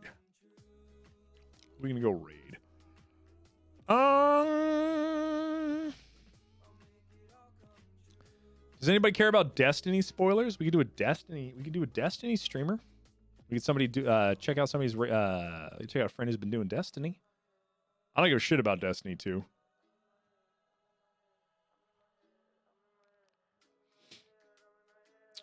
Hello, nice to meet you. All right, well, yeah, we'll do that. We'll go give Scarecrow a raid. It's Hug. Come on. We're gonna go give my boy Crow a raid. Scarecrow 21, if you will. Solid dude. I call him my ghoul friend because he is a ghoul. Based off of Tokyo Ghoul. He himself kind of took the inspiration from that. His VTuber model is fucking top tier. He used VRoid to create some wild stuff. He's checking out some of the Lightfall stuff that just dropped today. So if you want to see what the the latest bit of Destiny 2 stuff there is. Let's go give them some love. My friends, as always, be safe, be well, be loved, be kind to yourselves, and I will see you tomorrow for some more Halo, as if we played Halo tonight. For some Halo Infinite custom games with friends, sure to be a fucking blast. All right, everybody, have a good night and take care, and I hope your week continues to go well.